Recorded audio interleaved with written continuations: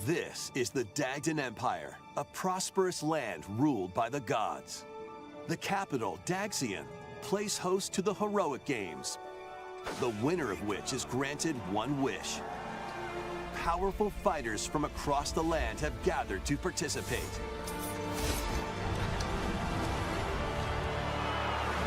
Yo, what up? The story revolves around 4 heroes. Kai, a young boy determined to win the games to save his imprisoned father. Dietrich, a swordsman ever on the hunt for a stronger foe. Theodora, a queen How's it going, chat? to fulfill the long-held dream of her homeland. Hope you're ready And Lita, a musician for with some her good old set Fire Emblem revenge. trailers. Guide whichever character you choose to victory as they weave their own unique How is tale. the volume? Because right now we got at like half-ish. I'm pretty sure you can still hear me if it's a full. I'll make sure it's alright before it starts. Hone your techniques at the training grounds. Good morning. Yeah, I guess it is morning for America. In Canada. And other time zone related allies. Bit low? Who's low? Or travel beyond Loud up Daxian's max? walls Yes. to gain experience. Mixed reviews, okay, cool. We'll fine tune it as we go. We got time. Once it early so we can get this right and also get a recap of everything. And we'll fill the rest of the time either watching other stuff or we can play If He Guessed while waiting. Yep, it's gonna be hard. I know I'm still audible when it's at full. Each of the 4 main characters comes with But if you want to actually hear what I'm saying, then we're gonna have to be at half, I think. This one is not starting until 28 more minutes. Rejoice with me. So this is what I think we'll get more info on. What the heck this is gonna be. You look upon the promised one, who will route you here. Specifically, and this guide guy. the living to salvation. How did it feel? And of course Sophus, I To guess. upheave the world. Sophus, please. Begone from Stop asking me these questions. the darkest dark. God, this trailer was short. You really have like nothing other than the Guide blurbs. living to salvation. I'm just really looking forward to, I guess, I know it's going to be a presentation. I don't believe it was going to be just 20 minutes of them playing the game. It's not a treehouse segment, right? So they're just going to be playing more stuff. I really hope it's just a collection of the stuff they've already released on like Fire Emblem today. They're probably just going to like tell us more details. We gave the child a giant axe. They've never done that before. Don't talk about Anna. I don't think we'll get much in the main villains. Game will be called Fire Emblem. Very bold. I think, I don't know if, I would expect them to give more information on the Avatar because it's really strange that they, oh yeah, I think it's really strange that they released so many, I should say, so many different trailers and characters overviews and bios about like, all different characters, but nothing about this person. And they put them on the box, they revealed them like once and did nothing with it. And it's pretty fair to expect that this will be some kind of plot twist in a trailer, right? Something that really changes everything. Or it could just be like more in-depth info about what we're going to be doing either in our like downtime between battles. Sitting in the Avatar. Yeah, I think that's likely. I think we'll also maybe put on some music for a second. This one. Is that the one?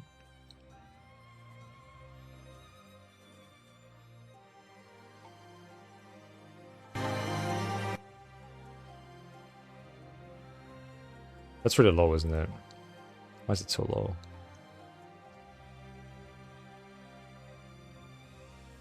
Okay, actually it's fine for me. I just need to make sure it's fine for you guys.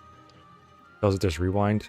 I don't know if this is like the kind of place to tell us, but I'm pretty confident it's going to be a rewind. It's not been not in the games for quite a while now. We had it. It's literally just echoes 3 houses and then engage in a row, right? And they only made it more common. I need to turn this back down later. Actually, I don't.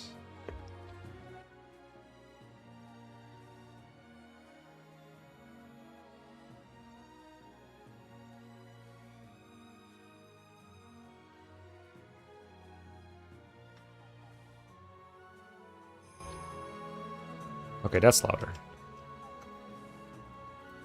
Hello, OBS? Thank you. Yeah, no, I'm fine with them putting rewind in. I don't have a problem with that at all. Is this volume fine?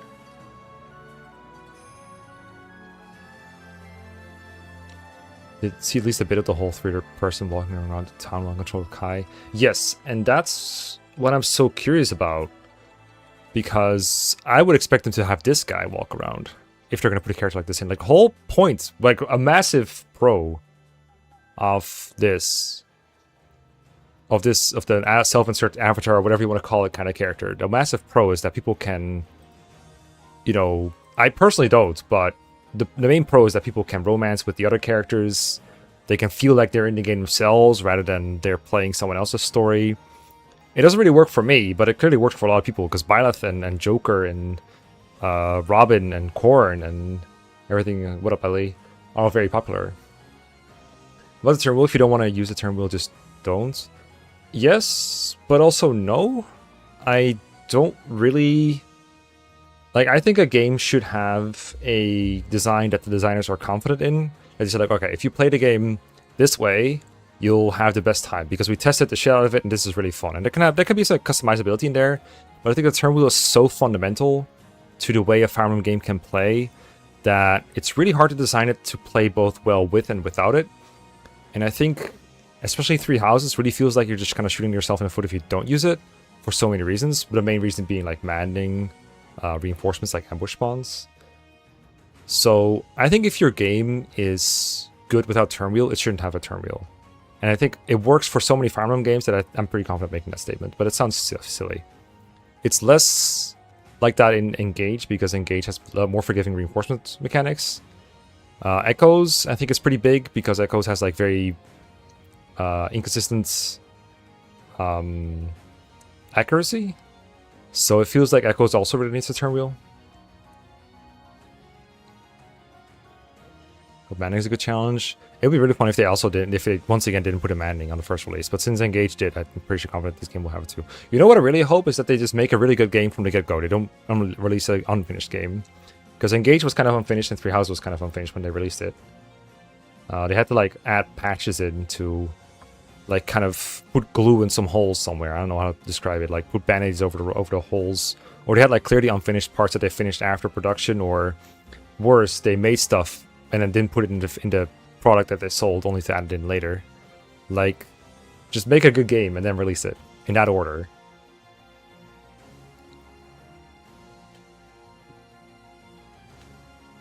Yes, that's what we agree on, Jennifer. Absolutely. But Engage had really good reinforcement mechanics, so I'm pretty confident they'll get that right. Unless they develop this like separately from Engage, like concurrently. That's possible. Menus better than Engage. It can't be worse. I sure suffered for like a month there with the Engage menuing. Especially going from like Switch 1 to Switch 2 and back. Like, holy fuck, that's bad. All the heroes money. People that I know you're being probably not entirely serious, but I don't think the heroes money is going directly to game development. I'm sorry.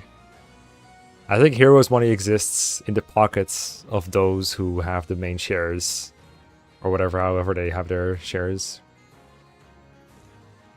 Curse the edge of movement range. Oh yeah. Does it do that in GB8?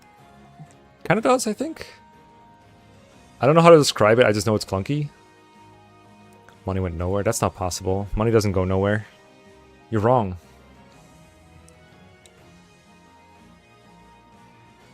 That would help making it feel smooth. Engage is like that custom cursor moment where you just run around without the arrow there. That mode felt really bad to me. And that with the protag still leading Leda? Yes, absolutely. Leda intrigues me. I love characters that have a goal that they're working towards, that they're very clear about, and that there's still some mystery to them.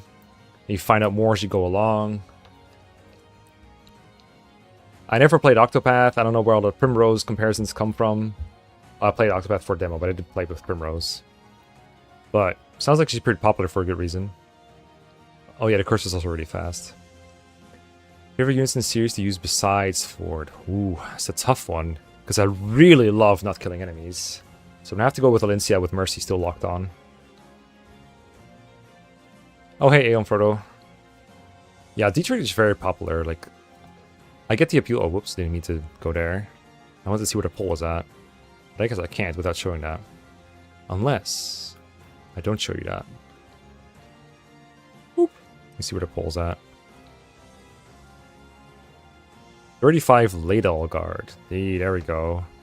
So my audience like Dietrich a little less, but everyone I talk to is like, yeah, Dietrich is like my number 1 and number 2 pick.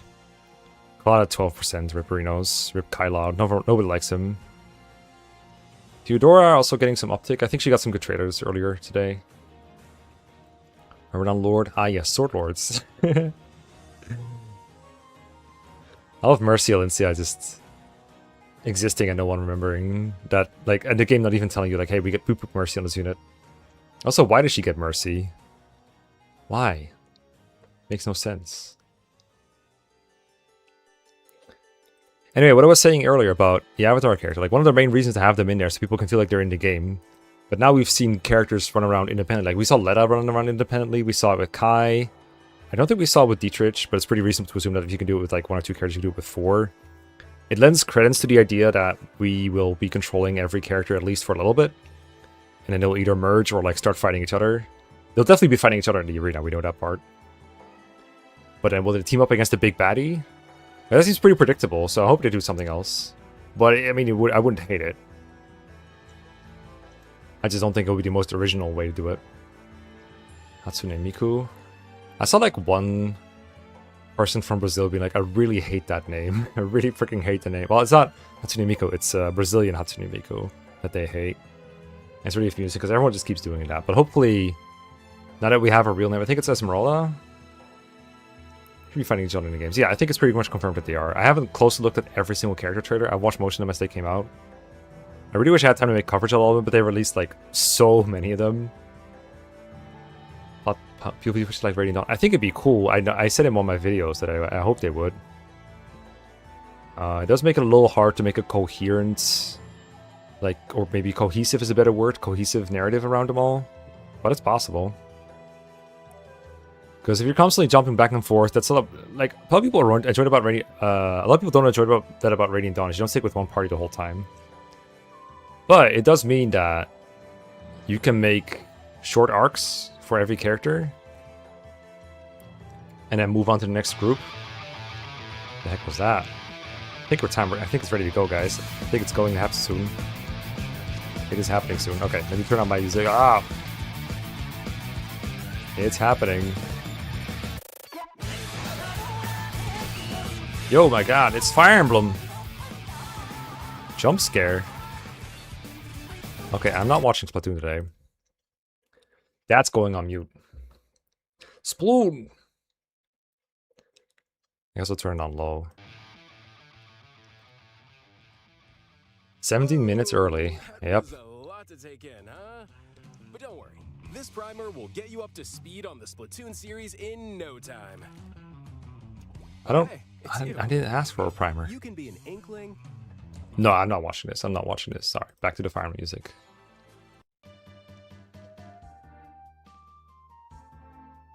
Fire Emblem Sploon. That's smart to put a commercial before a commercial.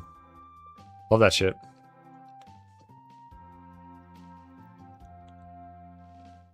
What was I saying? Oh yeah, I think it's really hard to do all characters justice if you're jumping from army to army for a long while. And eventually I think you have to merge them. And then you kind of get what I think a lot of Fire Emblem fan games do, which is have like that route split thing and then merge them into one army. And then it's like, okay, who do I bench now? Because I had like 3 armies of 10 people each, and now they're all in one army, and I can't just have a chapter where I deploy 30 units. You can have those, but they are very annoying to play. I've played a ROM hack once where I had like 22 characters, and that was the worst. It was only for one map too, but it was really tedious to play that way. So then you have to do the other thing, which is force them to undeploy. Which is also bad, because those are units you just use like the entire game. Which is why, again, Radiant Dawn does it best, because Radiant Dawn is like, okay, now everyone's together. Now we're going to split them up again over like 3 different routes with all different chapters. But now you can distribute them however you want, with some exceptions. And you still get to play with all of them. Yeah, SOV style to play everyone. That kind of worked because SOV's cast still wasn't very big when the routes were split. And then they were only together for one chapter. And they start apart. So it still feels like you're playing two chapters kind of. And then they're merging in and they're only together for like a little bit. So it's not too bad for too long. And the map is so dense and epic that it's really fine. Like it's a good pacing of it. All 17 to end game, all 4 lords were changed and Ashman first deployed. Yep, that's also Radiant Dawn. That's another part where Radiant Dawn is kind of like, how do I pick 10 characters to bring to the tower, right? That's the worst. It's also the best because you can like gear up everyone with the best possible gear and bring them in. Do you have chapter game? They're confident about this game, or at least the fan base is confident that they're confident. It's a good sign. What's the think map-wise? I'm a little worried about the maps, I'm gonna be real. What we've seen doesn't look too great, but it's really hard to analyze them up closely because all we've seen are like a little mini-map, and then you can get some glimpses of what's on there. Generally what determines what a map plays like is not just, you know, the map, like the where there's terrain and where there's not, but like what terrain is there, what are the effects, what kind of gimmicks are on there, what kind of enemies are on there, what the main and side goals are. The 3 houses and Echoes did not have good maps, and Engage maps were okay, but I would still argue Engage didn't have enough side objectives to go around. Mostly just kill bosses and routed some enemies. And because of Engage, like super powerful mechanics, you could usually just kind of throw your Engage attacks, like the really strong moves, at the biggest threats and come out on top. Or just warp skip them out with Micaiah. I really think Engage gameplay is not what I want again. It was fine, like I'll admit it was better than 3 houses. Hard enemies. Yeah, the enemies in Engage are, on Manning especially, are just insane. Normal and hard, they seem to just kind of fold over. I will say on hard, on my first playthrough, I had a pretty rough time with the enemies a lot of the time because I was just not very good at managing, like optimizing my units. So I didn't have that much more trouble on hard compared to my Manning playthrough later. But I still had a fair bit of trouble just getting used to everything. Starve Emblem. Yeah, they're going to starve, especially the parents. I wonder if it'll be possible to save Kai's dad. It might only be possible in his own route. It would be a little cruel, just a little bit cruel, to give him that hope and then crush it, but I guess that's just what Fire Emblem does. Apparently the Star Fox game is really good. I've never played a Star Fox game in my life, but at least one friend I have who enjoys Star Fox enjoys this game. Forged Shining Bow is the only sort of magic damage. Oh, you mean a Radiant Bow, right? From Engage? That one's pretty good. I was pretty miffed that Radiant Bow on Manning is not enough to just one-hit kill enemy wyverns. Like, I had a trained Fogado and everything, and his magic isn't even bad, and he still doesn't kill wyverns.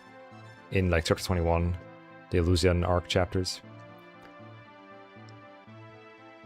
Look, Linus, let me dream, alright? Let me dream. I just think it would be fun if the plot twist was that you could save the dad. And like, if your goal is... And like, this seems like a very attainable wish. Like, obviously you can't wish for more wishes or anything cool like that on the genie here. But be like, hey, just don't let my dad die. Seems like a pretty reasonable thing to ask to someone. I like how we're just watching like a Nintendo Direct again. Engage gameplay throughout. Yeah, you're not the only one, for sure. That's it, you sure? Like, okay, he won't die yet. If you were playing as the dad, that'd be cool. I'll take that. We do have our fair amount of older people in this, I believe. You got that cross-eyed dark mage guy, Fabio? There were a couple others too. You got Bonaparte, he doesn't look too young.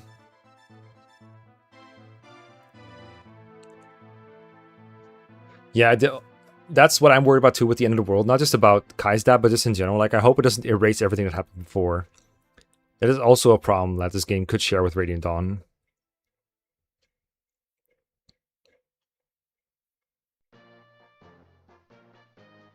Yeah, character diversity is really nice to see. I don't remember if I said this on stream or not, but I personally, for me, I've already been represented plenty. Like, I'm a white dude. I've never had this problem. So all I can do is just be happy for other people who are like, oh, this was actually a problem. It still is a problem. And now they're working towards helping with that. I think that's really cool. But that's kind of all I have to say on it. Like, I just think it's nice. No discourse that I find interesting is people talking about the bios on that they're releasing. I think it's either on the English Fire Emblem Today or Nintendo Today app. Everyone's bio is apparently like likes pretty women or likes hot men. And on one hand, it's a little shallow, and it would be cool if it was like a little more diverse. Not just that like men have to like men or women have to like women or whatever. That's also cool. That would also be cool to see. But also just there's more to life. There's just more to life than that. And there's like 5 or 6 characters that have that. And then there was another thing about it. Oh, but it's also like it might be kind of a how do you do fellow kids kind of idea, because almost every reaction to every character reveal ever that I've seen is like, oh my god, they're hot. Oh my god, they're so hot. Oh my god, they're pretty. Oh my god, marry me. So maybe they're just trying to be more like their fans with the bios. That's what they're going for. You ignoring them? Well, there's not a whole lot to them. Honestly, I find it really hard to get to know the characters until I get to play with them for a while. Like everyone, you can tell everyone like 50 things about the Fire Emblem characters that were in your house for your first Fire Emblem 3 Houses playthrough. Like if you play through Golden Deer, you know everything about Ignatz and Asithia and stuff, as long as you vaguely paid attention to the story. And talk to them in the monastery, maybe. Until then, it's kind of hard for me to like memorize every single one of these characters. I know their names probably. Like if you gave me a list of real and fake names, I'd probably be able to pick out the real names. I don't have them all memorized. I could probably match them with their portraits, at least with like 90% accuracy. I could maybe even tell you something about them because I've watched the trailers. But it's not really ingrained in there yet. And some of them I might not be able to name their traits offhand. So hopefully, maybe this trailer will help with that. But maybe it's going to take onto the actual game to do it. Or maybe I'll have to make some character profile videos if I want to force myself to learn.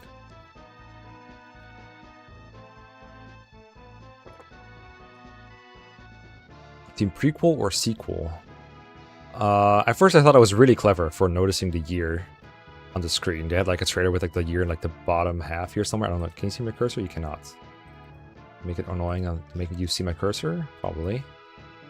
I mean, I don't need to point out where it is, but I also just want my cursor on screen for when I want to point at something. So thanks for the reminder. Cursor. Hello. Give it back. Thank you. It was like over here somewhere. Anyway. I was like, oh, the year is earlier. Then someone else was like, yeah, but they could use a different count. I was like, alright, okay, cool. I don't really care too much, to be real. Like, I'm interested to see what it is, but it doesn't like, it's not a deal breaker for me if it's one or the other. More than anything, I hope that this story will stand on its own. It will be its own thing rather than just, oh, look at this thing that's also in 3 houses.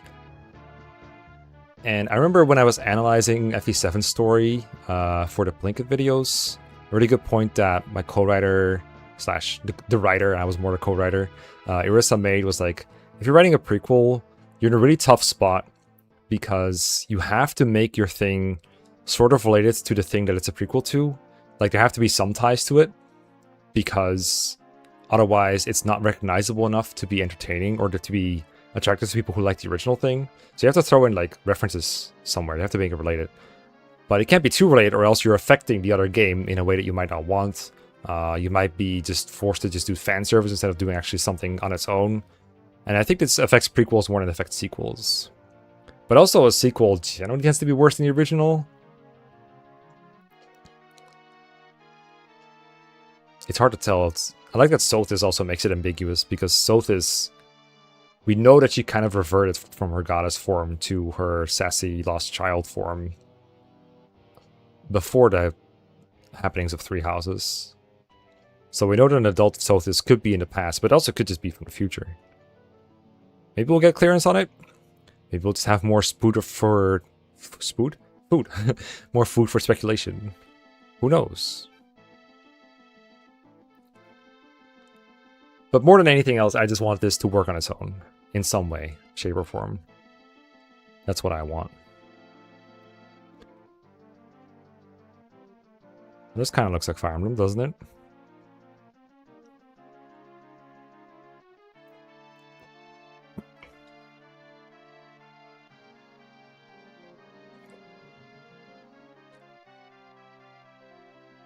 I'm also kind of... One of the reasons I say that about them not relating too much and wanting the game to stand on its own is I know there's a couple of characters that are just a lot like characters from previous games. The most notable offenders are Dietrich or Dietrich.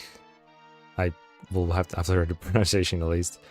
And Ursula, the one that looks like Marianne. And Dietrich, of course, looks like Yuritsa and has a bunch of traits in common. They have like the same bios as well. Like Yuritsa's like, oh, like sweet things and cats, which is also there for Yuritsa in Three Houses. I like that a whole lot. Just write new characters.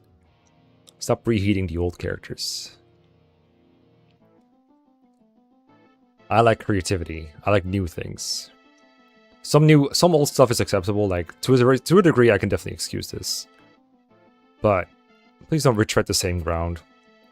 Or don't try to be clever and do the opposite thing either. Like, don't make a character that's like this Lysithea but doesn't like sweets at all. Like, have like 3 supports which is like, no, I hate sweet stuff. There was like a plaque or like a sign in one of my classrooms when I was a kid. That was like, doing the exact opposite is also a form of imitation. I've always remembered that. I think that holds true. Anna, yep, Anna's definitely going to be in there. I mean, they already made her portrait. A good-looking portrait, too. 3 minutes out. 3 minutes. Well, let me adjust one thing.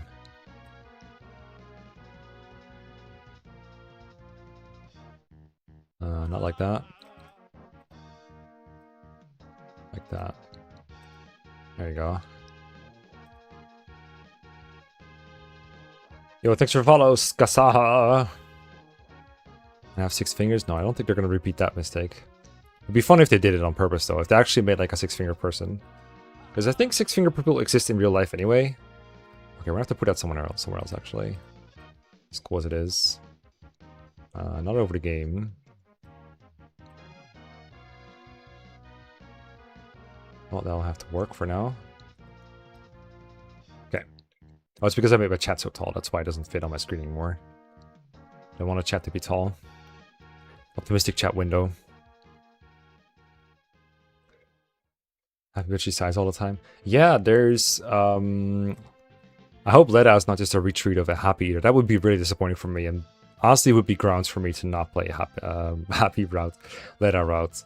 Although I do... and I like Happy. And I also like Leda. So I'm really hoping that does not happen.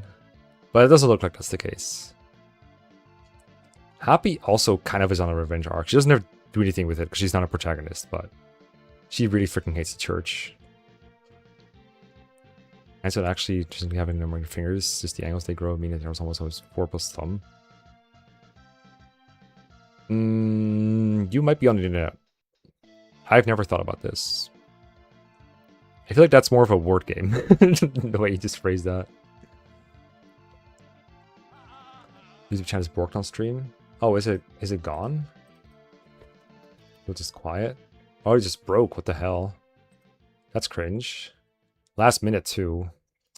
I have no time to adjust this. But let's see if I can fix that. Well, I can't fix it right now.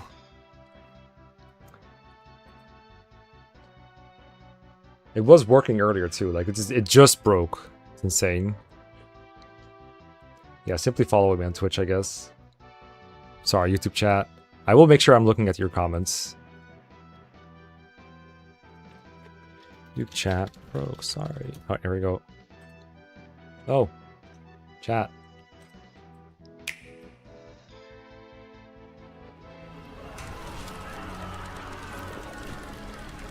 Yep. Called it. Celebrate the second birth of this world's rightful ruler. At the advent of the underworld.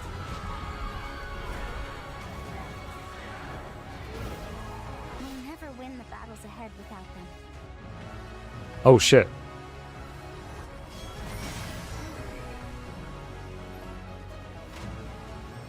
We need as many as we can recruit.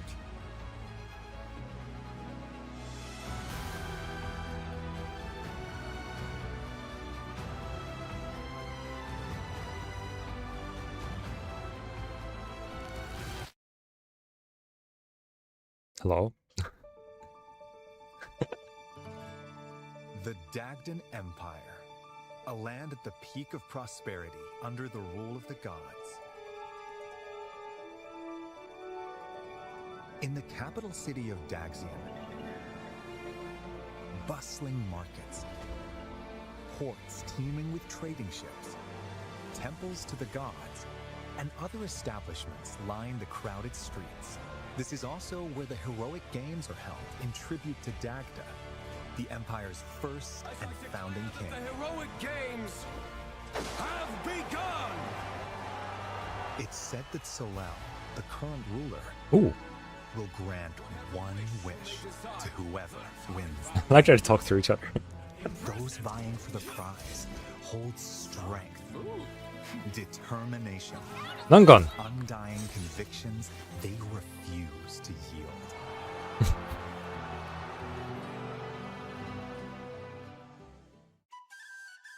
The story revolves around 4 heroes who have entered the heroic games. Who you choose will determine how the narrative unfolds as they fight for glory. Gotta pick one. Is a young boy living in the peaceful village of Ribera. On his 15th birthday, his father is imprisoned beneath Daxian for crimes committed.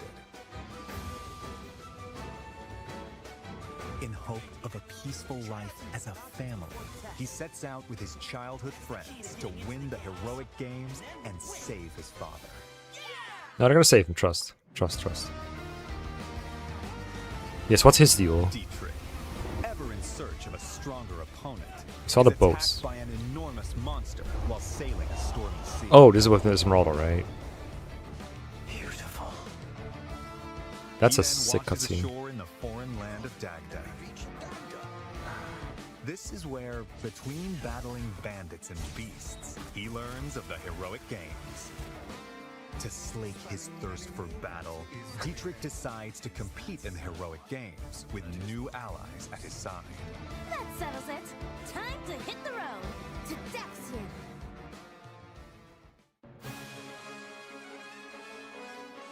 Hailing from the kingdom of Ceramus in the south, Theodora represents a culture that worships the keeper of death and night, a goddess loathed throughout the lands. Swearing to restore the honor of her goddess and defend the faith of the people and the peace of her kingdom, Theodora leads her veteran retainers into battle with the goal of winning the games. Yes! Best for last. A young woman born into prestige and blessed with musical talent, Lita is consumed by rage following her father's murder at the hands of an unknown assailant.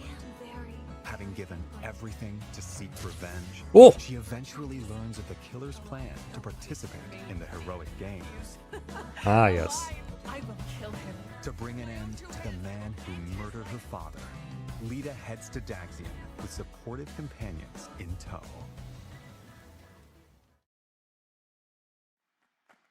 Yes, we kind of knew that. Sorry, Theodora, but I won't be letting you take the victory today. If victory is decided by conviction alone, then I think it shall not be up to you. I have burned to duel you, white-maned demon. But I'm sorry. Failure is not an option for me either. But that's only because I don't have any choice! The lip movements are not perfect. It's okay. The acting is good. Going into each match, you'll choose your party members Oh. and their initial placement on the field. Then, let the battle commence. Each unit's movement range is shown in blue. and Basic your FE stuff, attack okay. range in red. Once all of your units have completed their actions, your opponent's turn begins. You'll take turns moving and fighting across the map. Let me put the archer to range. engage in fierce combat. Victory includes defeating the opposing leader, among other conditions.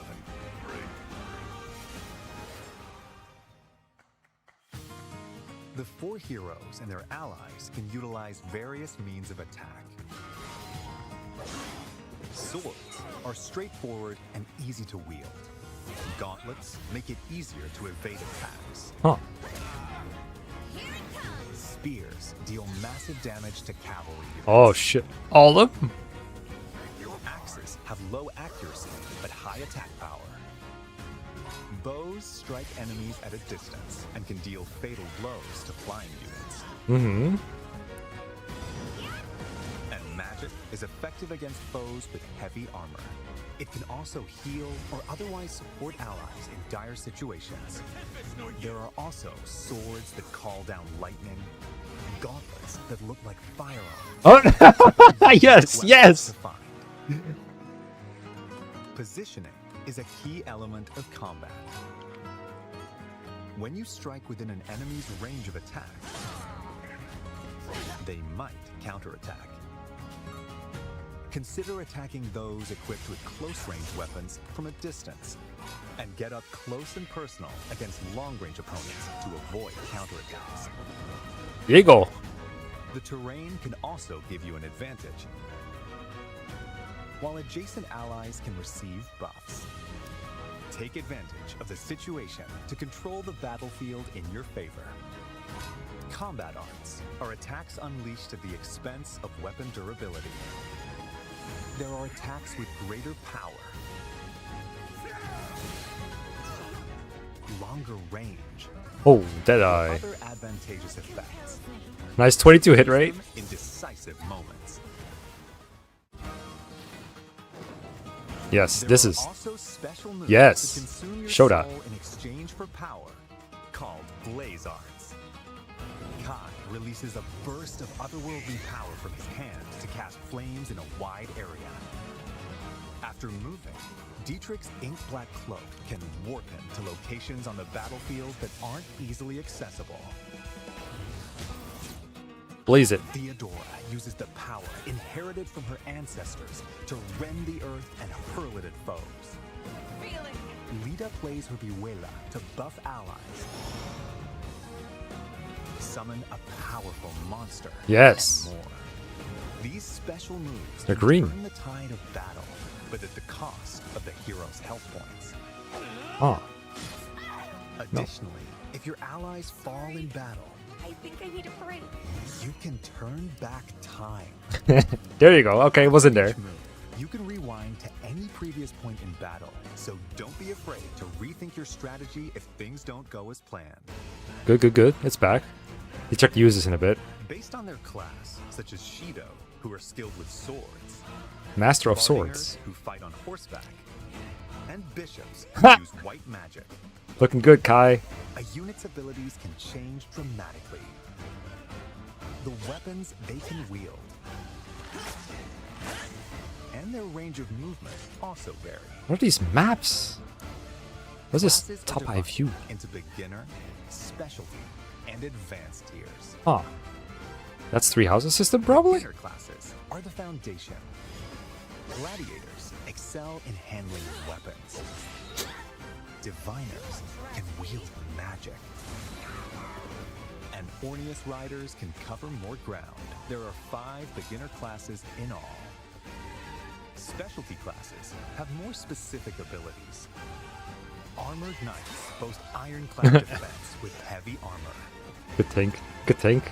Gotta love the tank sound. Soldiers can leap obstacles and cover long distances. Yo. while charioteers can strike multiple enemies in a straight line. There are over 10 to attain. Advanced classes are masters of their skills.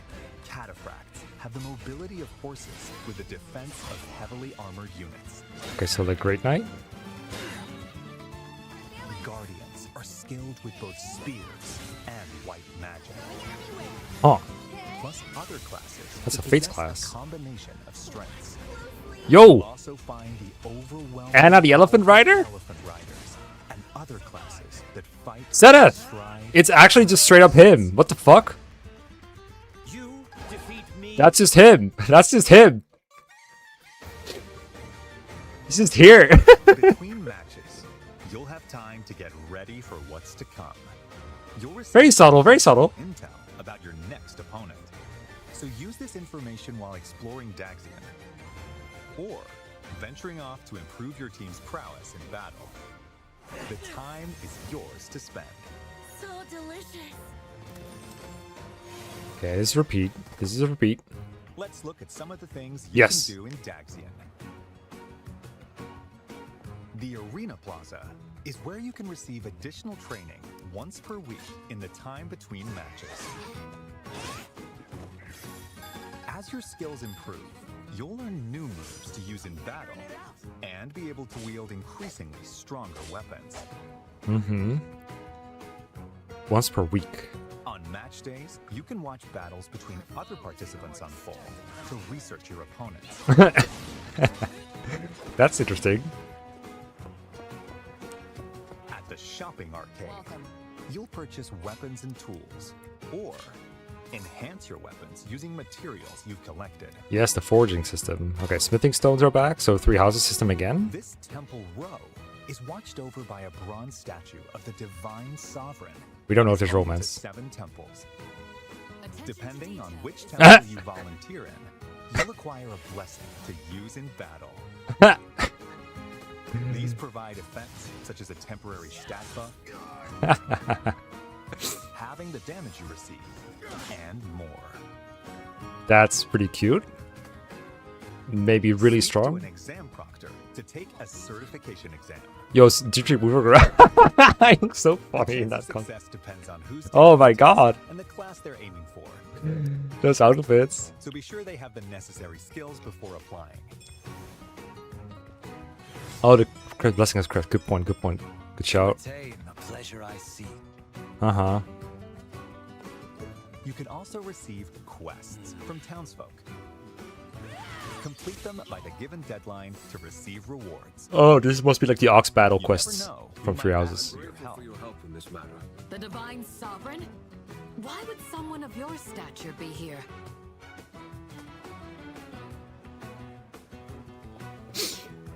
You can also recruit powerful warriors you meet in Daxian. Well, that was easy. Even if they Noctula. turn you away at first, try giving them gifts Appreciate it. The spirits or of invite them Taos to share a meal. That might be enough to win them over. Inns. At inns, not only can you lodge and eat, but you can let time pass to gain experience and gather materials automatically. Huh.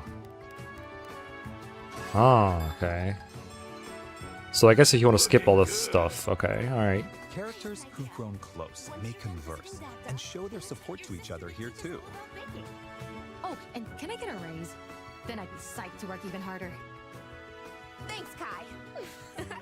I came here to say I was pulling for you, but it went the other way around. As No, your she's journey cute. continues, you'll Moo, get I mean. access to even more facilities. This for a long time to come. Fast scene. This is the Pale Raven's Perch, a spot where a mysterious white bird rests its wings. From here, you can swap to a different hero. Huh? Progress is saved for each of the heroes, so playing through all 4 of their Ah. stories in parallel is an option. Whoa.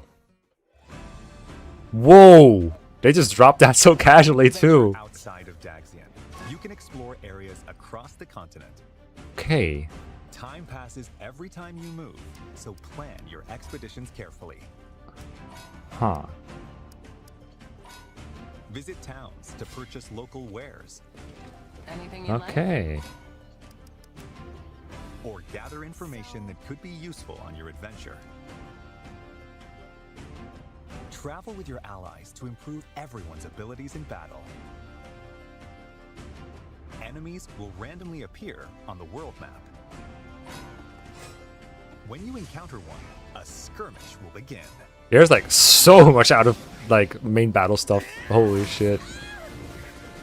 Earn experience points by felling your foes. You'll also find dungeons where you'll collect materials for strengthening weapons, along with other treasures. When you encounter enemies roaming in a dungeon, Oh, what the fuck? a turn-based clash that differs from normal battles will begin. What? In clashes, you can Oh my select god. combos with your allies. It's just a different game now. Plus, We're just playing Final Fantasy. heroes can use abilities What the that fuck? are unique to them. For instance, Dietrich can flush out enemies in hiding, Fire Fantasy. while Theodora can recruit soldiers in towns Huh. and send out her assembled troops to gather materials or deploy them in battle. Will not miss this chance. Need some help. Make the most of these commands to He enhance recruits a your freaking power. animal. He recruits a chocobo. What the actual hell? I need to look at chat, but holy shit.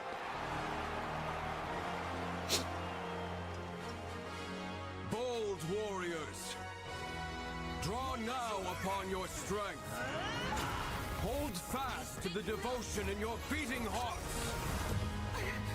For those who stand upon the final stage, I shall grant whatever wish you may desire.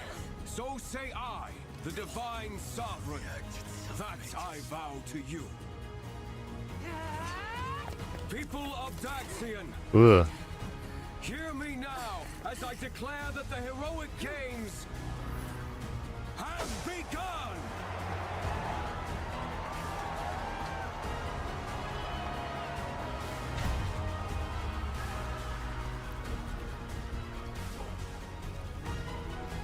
Huh. Okay. Wait, is that the Underworld event again? Are we back to start?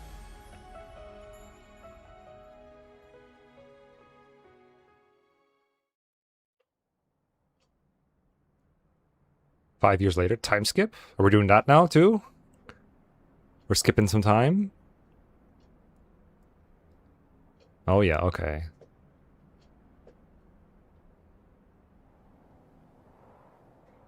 They all got wrecked? Oh my god, they cut off half her head. No.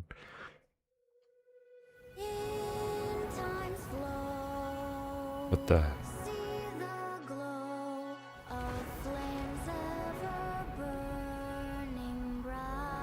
There's no way, right?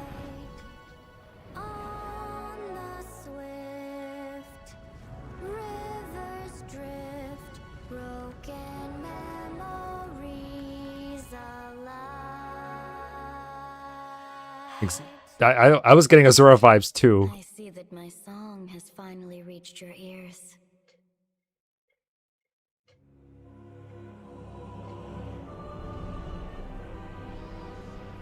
Years after the heroic games, Okay.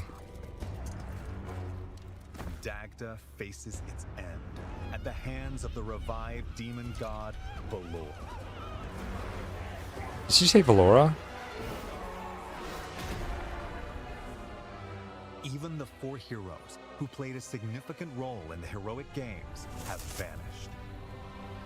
To confront the situation, the progenitor Balor. god, Sophis, calls down a single soul.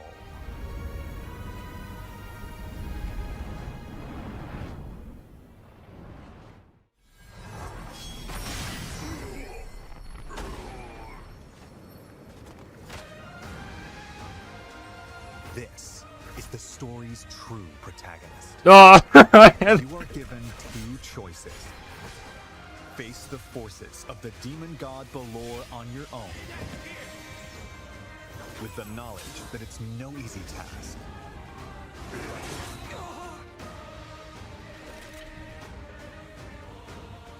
Or use the time-traveling powers of the goddess What Fortuna the fuck?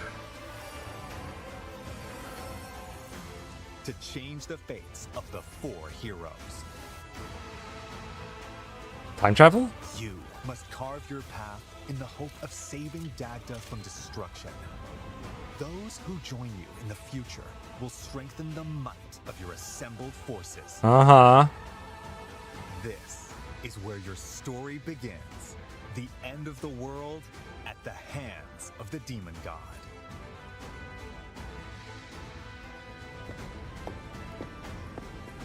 Which path will you walk?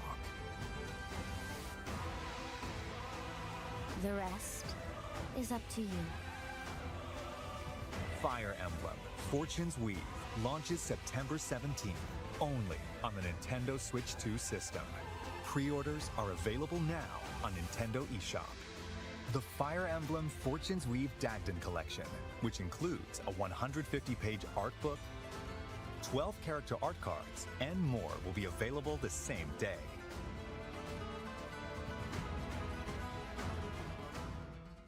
Plus, more Fire Emblem content will be available following this presentation. Huh. Nintendo Music, a service that lets you listen to Nintendo game music anytime, anywhere, will be updated with certain Ooh. tracks from this game, including the main theme, later today. Nice. Additionally, the Nintendo Today smart device app, which brings you daily updates from Nintendo, will receive a new Fire Emblem theme beginning tomorrow. The app will also feature new information about Fire Emblem Fortune's Weave leading up to launch. There will also be a new Ask the Developer article, in which developers share their thoughts about working on this game on September 15th. Oh, that's pretty cool.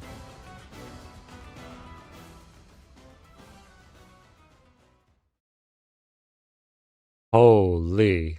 It started off like let me just redo all the things that were already in the other trailer, and then it went completely over 9,000, turned up all the way to 11. Okay, let me fix YouTube chat as much as I can do that anyway. I think I have a backup idea here in place. So sorry that broke. There's nothing I could do about it while it was ongoing. You understand. Let me see where I have it. I can fix this. I can fix this. Let's see. First of all, we're gonna make you a little smaller. Twitch chat. And then we're gonna unpack this beauty. That was a trailer, all right. Damn. All right, that's cool. And now we need YouTube chats. Who's over here?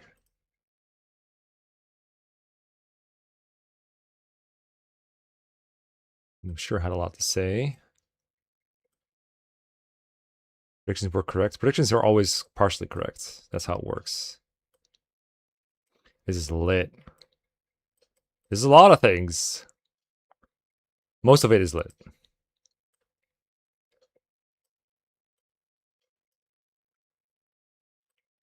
All right.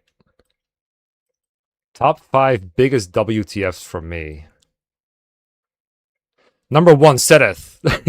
I'm just going, yeah, this is Sedith. No, actually, Sedith is like 5. There was more. Yes, Rhea's Song Divide is definitely up there. That's 2. Just play multiple perspectives. You could just do it at the same time. And then, oh, by the way, you have to like, it starts at the demon part, and then you go back in time to recruit them for the future. Like, that's so much. Yeah, Sedith is old as fuck. People did call it, but I was like, it could just be someone who looks like Sedith, right? It could just be that.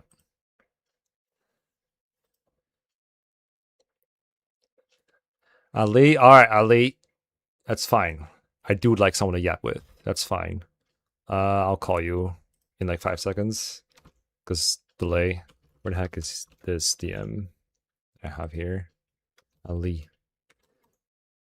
The one. There you go. Found it. All right. 5, 4, 3, 2, 1. Here's a call. Ali, what up? Yo! What the fuck was that? Hang on, I need to mute stream, otherwise I'm gonna hear myself. Yes. There we go. Dude, there's so much. I don't even know where to start. But I think overall, is your vibe the same as mine of like, that was awesome, and my hype is to the moon. It's incredible. I'm baffled by how much is happening here. There's so much on there. Regular setup as well. What are you doing? Yeah, by the way, this is a setup. Like, that's the most, like, Is he blonde? I don't have a word for it. Like, huh? But like, oh, hold up. What the heck? Oh, right, this is their whole preamble. Oh, I'm just putting it on stream. I'll mute for a second. Yeah. True. Let me find something that I can like actually navigate to specific time codes. Okay. There you go. You might be cooking. There's like so much out of battle stuff. That's gonna be dazzling at first. Really interesting to get a hold of and to like maybe optimize and everything. But holy fuck. There's like the whole world map thing, and you can go and have tea parties, and you can go and what was it? What? There was like a theater, there was a bathhouse. Yeah. There was take a bath. Although I am glad that they also showed the like, here, you can just like set what you want to do. Yes. They'll yes. go up and do it. Yeah, let's do it through a menu. It's exactly what a lot of people have been asking for, is like, I don't want to do the monastery over and over. And apparently that's a criticism that they heard, or I'm assuming they heard it. Yeah, well, it was present. I like the part of like, you can, if you're freaking Theodora, you can recruit new allies that you can then send out to get materials for you on the world map. Like, what the hell? But only if you're Theodora? Yeah, she's the queen. People do as she says. And that's I require 99 smithing stones for my iron sword +5. Go get it. Tell you what, one thing that did stand out to me actually, which feels like so rogue from all of the other like things that I feel like people are going to immediately talk about, but there were so many like different weird weapon names. Did you spot that? Yeah, saw a couple. I mean, there's the PRF weapons. Like, I think Dietrich has one, but I'm assuming you mean like the other ones that we saw. Yeah, it was like you would have regular people, and it would be like the Damoon sword or something. Yeah, the Damina sword. Yeah. Like, gun, yeah. A lot of like interesting, unique weapons. But I'm wondering, because like I'm so used to like iron, steel, and now it's just, you know. Well, you have those too. Let's rough. Sure, you don't need to use the Damina sword. Damina. I'm Damina. I'm building an army, and I'm recruiting the miners. The miners, get it? Because they're child soldiers. All right, I feel like we have to talk the big thing, which is, one, you can play all of the routes like simultaneously in parallel. Yep. Like, oh my goodness. The fact that I don't have to replay 9 or 10 chapters of story I've done 5 times just to experience the new content. Blessing. Thank you so much. And then that whole like Eshmel ending thing. Yeah, ending or beginning. You know what they're 100% gonna do? A prologue tutorial kind of place where it starts with like Eshmel just getting their ass kicked, or like Eshmel being like the final boss, and then the time warps back to the heroic games or something like that. They it's just Fire Emblem. They do these prologues now. They just do that all the time. That's just what they do. 100%. I think they've definitely taken the Breath of the Wild influence of like, yeah, you can go and do all 4 things that all have their unique, you know, little story sequence, and then it'll make you stronger. Or you could just go send it the final boss straight away if you want. Which I think is cool, but it'll be interesting to see how it actually pans out. Do you think it's a final boss or just a campaign part? Because it sounded like you can play a bunch of chapters as just Eshmel? I think probably like kind of epilogue campaign, for lack of a better word. Like, it'll be a few chapters, I reckon. If not a whole, like, you know, post time skip sequence like Three Houses had, right? Yeah. I wonder how long the split campaign is, if they just let you play it in parallel. I wonder if that would be entertaining to play. I wonder, the arena battles don't look too good, I gotta say. Like, they were like, oh, you can change your formation and choose who starts where. And it's just like a square battlefield with a 1 corner dedicated to units. You like change where they start. And it's like, wow, that doesn't really give me a whole lot of options. And then you're probably up against a team that looks the same, like the same kind of formation. And it's just, it's like barely more interesting than an FE7 Link Arena battle. You know what I mean? Yeah, I do. Although I do think like I'm quietly optimistic that the arena is gonna give them more like gameplay mechanics to play around than just like the basic map design, right? Like I think you're Hopefully. gonna get a lot of like unique terrain tiles and like maybe some classes or characters are restricted for different battles, so then that determines the strategy more than just like the layout. I don't know. There's a lot they could do with it, but it does feel like the one thing we've not seen a huge amount of so far. Yeah, it's like the one place where they've seen like all the battles happen. But like I said before we watched the trailer, it's hard to tell how good a map is until you actually get to play it. But if it's a small battlefield with not a whole lot of terrain and just a square, it's really hard to do a lot of interesting things with it. Like there's not going to be chests in the arena battles, for example. There's not going to be villages to save or anything like that. Dude, what was with the whole like?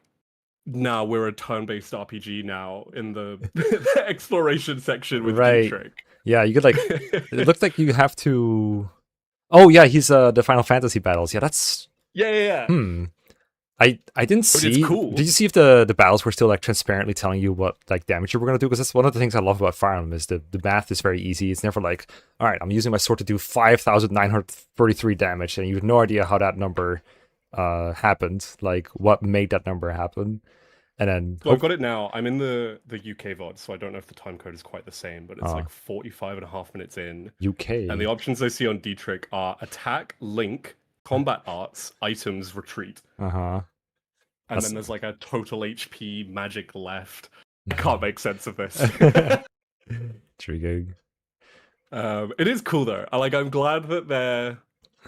I mean, I think from like what I would say 3 houses onwards. I guess Echoes kind of counts, but like. They're clearly looking for more ways to like expand the gameplay beyond just grid-based strategy, right? Yeah, which I think is cool. Yeah, and this is the right way to do it, right? And Fire Emblem's always kind of done this, right? Fire Emblem's always been about. Was it on screen just now? I saw the match in Roman Games. Oh, this is just a story. Never mind. It's either it's like in the whole world map section, probably. Like 5 or 7 minutes from the end. How much? 5 or so? 5 or 7 minutes from the end. Oh yeah. So. Oh yeah, I can see you. If you go to probably like 44 minutes. I'll screen share my my thing with you directly, so you're not fuck my stream delay. Yeah, that's good. Yeah, I think if you go to like 44, if you're looking for the like kind of interesting turn-based combat thingy. Or invite them to share a meal. That might be enough to win them over. At inns, not only can you lodge and eat. Yeah, actually, this would be easier if I just go to the same VOD that you're on as well. I want to see this bit too, actually. I want to rewatch everything. Hold up. Right? Yeah, I know what you mean. Meal level 3. First of all, why can't level up the meal? Where do I forge a meal?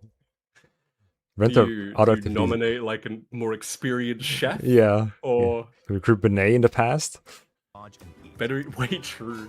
This is actually just another like summon characters from older games shtick. They've kept it a really good secret. You can see his whole damn party in here too. Like if you just have all the names now. Dude, there are so many names. There was one guy as well who's just called Goliath and was built like one. Oh, that's cool. Okay. I guess David was busy. Time pass. No, he's on Kai's team. To gain experience and gather materials automatically. More turns to perform auto activities. I see. Okay, not too bad. Looking good. Characters who I hope it's like fun to do these things. Like I'm glad you can skip them, but I would really rather have than. Well, no, I'm always glad they give the option to skip these. But also, I just want them to be fun to do. I would like to engage in these mechanics and find them fun. Yeah, absolutely. I'm kind of torn between both sides, where it's like I want all of the side stuff to be cool because obviously that's gonna like add so much meat to the first playthrough and the main campaign, and then it's also.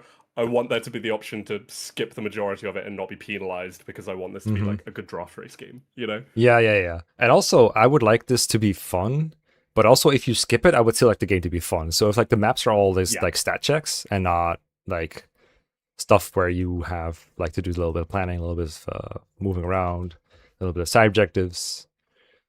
I think that would make everything more Also, interesting. the like turn-based battle thing is 45.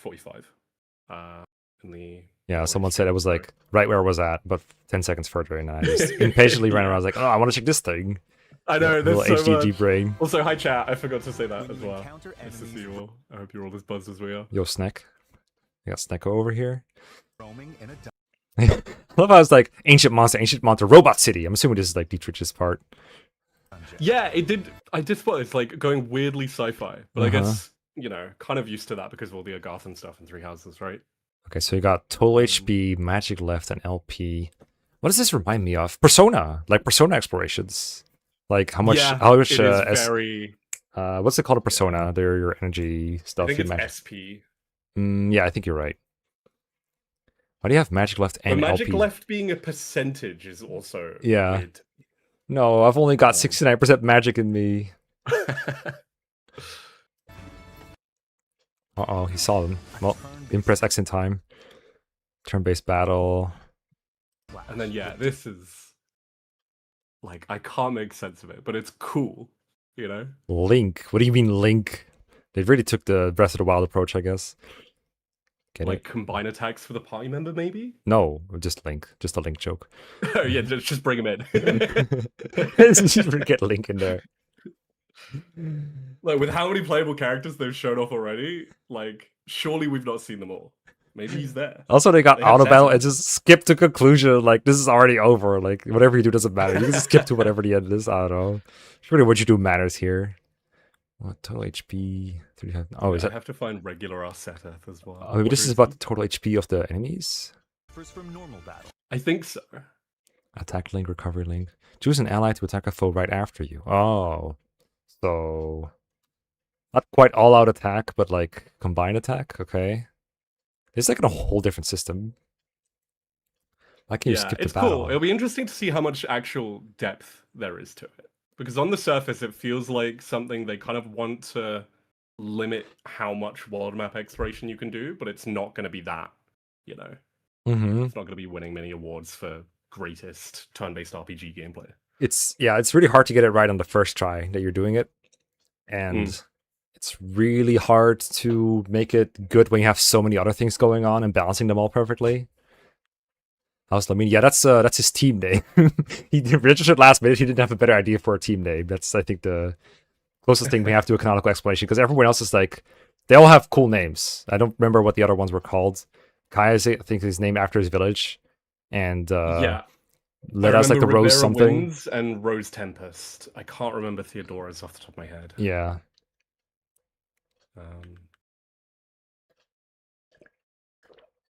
I'm actually just searching the bot for Setheth now. I need to find him. Why is he here? Where's my blonde What is he Setheth? doing? What's he doing? Yeah, Rose Tempest is Leda.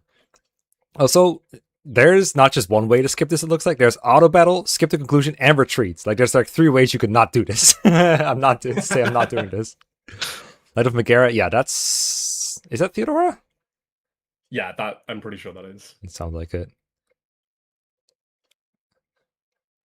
I love the classes they showed off as well. Oh, the Elephant Rider, Anna. Yeah, like I was a little bit hesitant when I heard. Come on, don't be rude to my guy. Fabio. I'm sorry. I'm glad he's in there like that. They just unapologetically put someone in there that's like, I think it's called cross-eyed, or it's like some kind of eye problem. But yeah. Is it stigmatism? Yeah. Oh, is that what it's called? Okay. I don't know. I'll have to unlearn it.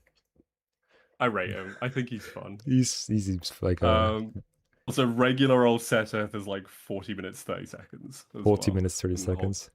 The I don't know if there's too much more to say, like, other than like, what the fuck, they just dropped that on us, like, just pretend to ignore he's it. got the green eyebrows, I think. Yeah, he does. It is truly like the best disguise in Fire Emblem when you really think about it. Address me. So find the True. She just moved through like three guys, by the way. As an Yeah, elephant. I mean, she's a 2x2 class by the looks of it. Oh, true. I guess it's really hard because, like, you know, I know in like Engage especially, or in Three Houses too, if you're up against monsters, you can really easily obstruct them with the literal obstruct staff. They just can't move anywhere because they have 4 tiles to move through. Which is cool. I'm glad that's a mechanic that now the player gets to control. I think she's using a combat art here to get through these people. Some kind of override like thing. Yeah, heavy charge. I know we're here for Seth, but elephants have to be addressed. I'm sorry. Yep, there he is. I do think Guardian is a cool class as well. I'm glad they're doing more like physical weapon magic hybrid. And here's Even one though of it'll probably be bad. here's one of your favorite like weirdly named weapons. Who wants a Guandao? Rhea. What is he? Rhea, you promised you would close Guandao Bay. I guess, I mean, to be fair, it does also then raise the question of like, where's Flame? Where's Rhea? Where's, you know? True. Maybe he's just off doing a sightseeing. Well, Flame is his daughter, so maybe she just wasn't born yet, right? Maybe. Wait, true. Prequel, sequel, discourse. Oh no, we're back. Well, okay, Seth is clearly younger. Maybe Seth just confirms sequel or prequel. Sorry. Maybe. Yeah, there's a lot. I'm not kind of clued in enough on all the Three Houses lore to know what the implication of this is. But it is cool and it is hilarious. We already know this is going to be the strongest class in the game, right? Like it's Weapon Rider, the closest thing they have to it. Like, there's no Everyone is becoming a Dragoon. Did you see the like? Although presumably, are the weapon ranks the same as Three Houses in the sense of like you can kind of use every weapon as a yeah.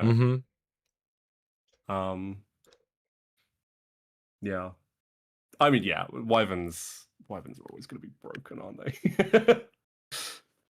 Yes, I know there's the years, but also could be different calendar, right? There's still hope, all right? And like, how do you explain Seth looking younger? I guess he could just made himself look younger. I don't know. This is the same sequel prequel debate that we've been over. It could be either still, but our real modern day calendar just decided now we're going to reset. You know, what's to say that a Fodlan Dagden calendar couldn't do the same? Yeah, what if Jesus was born again? What if Eshmel is Jesus and he's just born again and the calendar just resets? Well, I wasn't going to go that far, but he could turn into a Dragoon, he can learn to moisturize. That is true, actually. Seth could just be because he doesn't look that old either in Three Houses. Like this could be his older. Skincare in Dagda is markedly improved.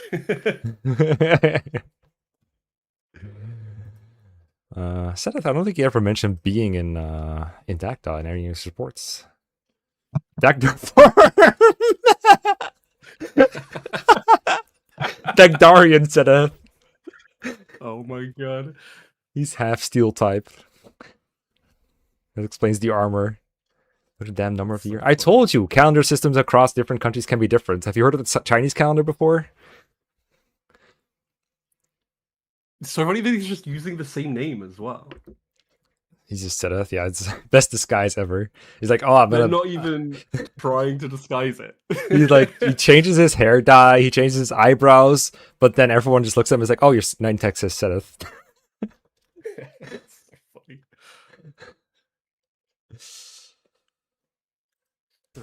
Tell you what though, I was so worried about what they were going to do with Eshmel.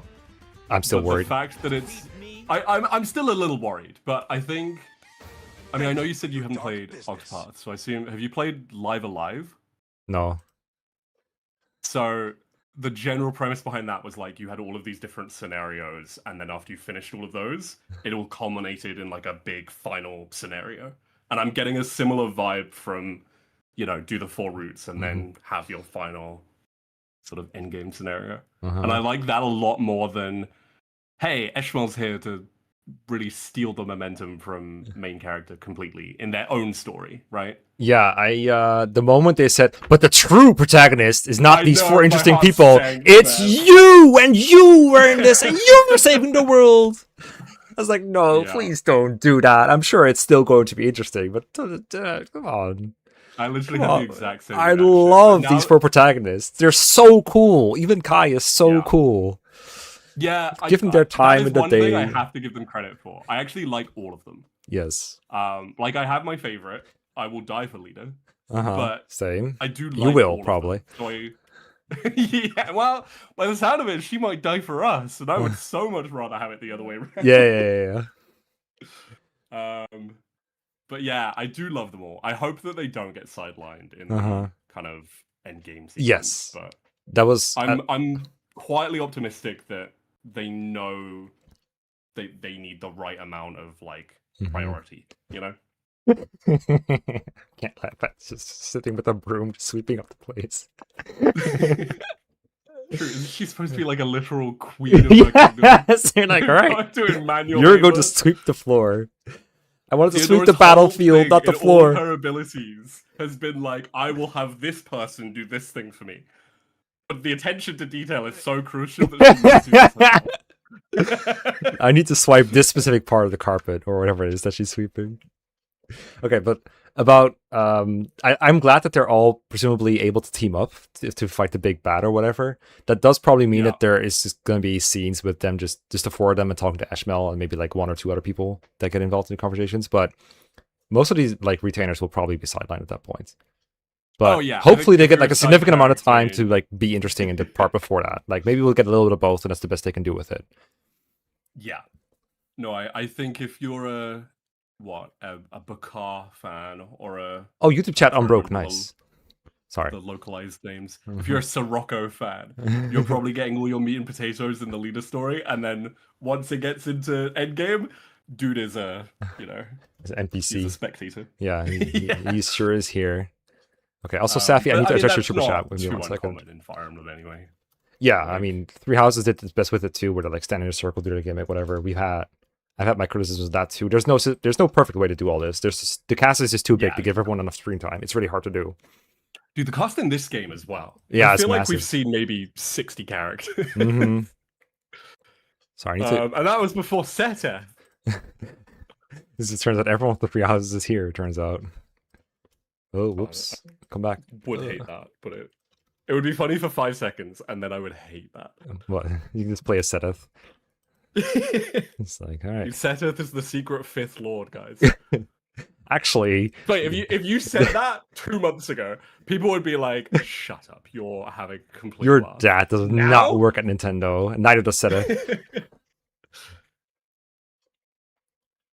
In fact, that's something I want to do, actually. I don't know if you were on the subreddit before the Direct, but there was a thread that was like, guys, the Direct is soon. Tell me all of your completely insane theories. And now I want to read them, because you never know. Someone might have just been like, completely prophesizing. Oh, true. Maybe someone did leak. Safi, I want to address their comment because they literally gave me $5 to make it show on screen. Regarding the prequel sequel, the statue in the abyss does look like Avatar Kun. That's true. I bet I don't know if they were going to planning to make a sequel during Three Houses. Seems like an awful lot of time was between the games to make that happen, like 7 years. But it might have been like, well, this looks kind of good. We could use that for the Avatar, maybe kind of thing, or maybe a bit of both, where they were like, I kind of had this idea. I'm just gonna drop the statue in case it's gonna flesh out in the future sequel. But if not, no big deal. It's just a cool looking statue for Abyss. I don't have it on the hand right now, but I'm sure we'll find it as we're watching the trailer 50 more times. Yeah, I think my read on like prequel sequel is like, I don't think they made Three Houses thinking this will be the game that spawns, a dozen other sequels, prequels, like future games, but it was sort of then like a testament to how much thought they put into like the world building and the environment in that game. And then also people responded to it really well. So it's like, oh, great. Now we set ourselves up really nicely for sure. And this is like, games. To their credit, this is a much better way to flesh it out further than Three Houses, where it was a lot of show, don't tell, and a lot of maps absolutely being reused, even though they were supposed to be different locations. This is much better for that kind of purpose, for sure. There was something else related to this that I wanted to say, but there's so much. Oh, the 5 years later, I immediately thought they're doing this because Three Houses did it too. They're doing a 5-year time skip because it worked for Three Houses. It's like, this works for marketing. 5 years. Yeah.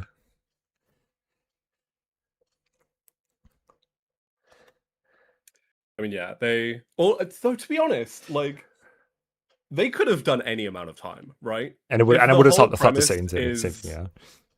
If the whole premise is that you're time traveling to bring these heroes into this conflict, like, they could have done 100 years and it wouldn't have made a big difference, I assume.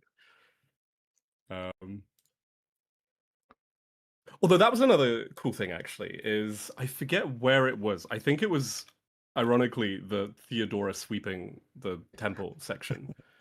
But like they showed kind of obscured portraits for a bunch of the gods, and I feel like chat will probably like The point it guards or out the immediately, gods? but the gods. Okay. They had one of them who was like a pink-haired girl, and I swear we've seen her like straight up model in someone's party. I want to say Kai's. I'll see if I can find it or find a time code. But chat, if you know what I'm getting at, Yeah, attention to please detail is help me important. out. It's probably right the part of We like have what seen everyone's her? personal things is. She was in Kai's. Yeah, okay, so I'm not crazy. That's good. Which that's cool, because like I'm trying to think, how often have we had like a straight up well, actually never mind. I was gonna say how often have we had a straight up like god playable? And I was like, well, Byleth, never mind. I take back. Yeah. We've seen images of it is Sotus cool, as a goddess, but obviously she was not playable. Yeah, sure. I guess Grima. I don't know. Not Grima's not really a Yeah, god, I guess. They're like I mean, dragon and god is often the same thing in Fire Emblem. Seth is a dragon. I don't know if you would call him a god. He's one of the four things. I forgot what he's called. all Nabateans. discourse returns to Seth. Yes. I need to see that meme of like the cow with two choices, and instead it's just returning to Seth discourse. 5 years of Seth discourse. Talk about playable paths in parallel. Talk about cool new cast. Why do you need to recruit an animal where you can just reclass into an animal class? That's what I want to know. How does that work? Maybe, I mean, it's doing the same certification system. They could do a twist on it where like maybe you need items for certain classes. Or you need a mount to become a mount. Yeah, upgrades. Yeah, That's true. maybe. That was a Kai specific thing that he has like different mounts. That's true. True, barrel bomb carts are back. We once again get to just roll definitely suspicious substances. It's just a bedtime story Seth tells the flame. None of this is real. That'd be so funny. Yeah, and also to get a mount. That makes too much sense. Okay, so there was this bit, actually there was this bit. Hold up, they had like this beginning.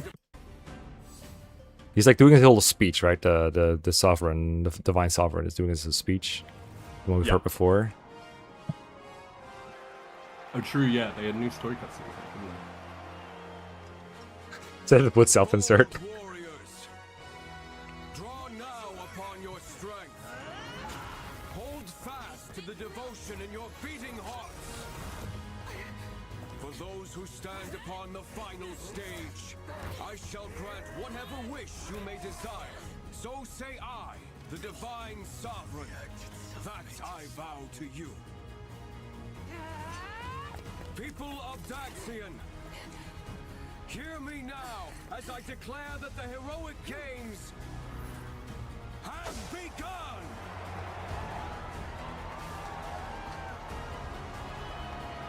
Dude, when Leda takes out her instrument that I keep forgetting the name of, I get similar vibes to like someone taking like a... Before it got old, people in Star Wars taking out their lightsabers. Like, it looks so cool. Yeah. I think it's the space. It's just that little moment. Yeah.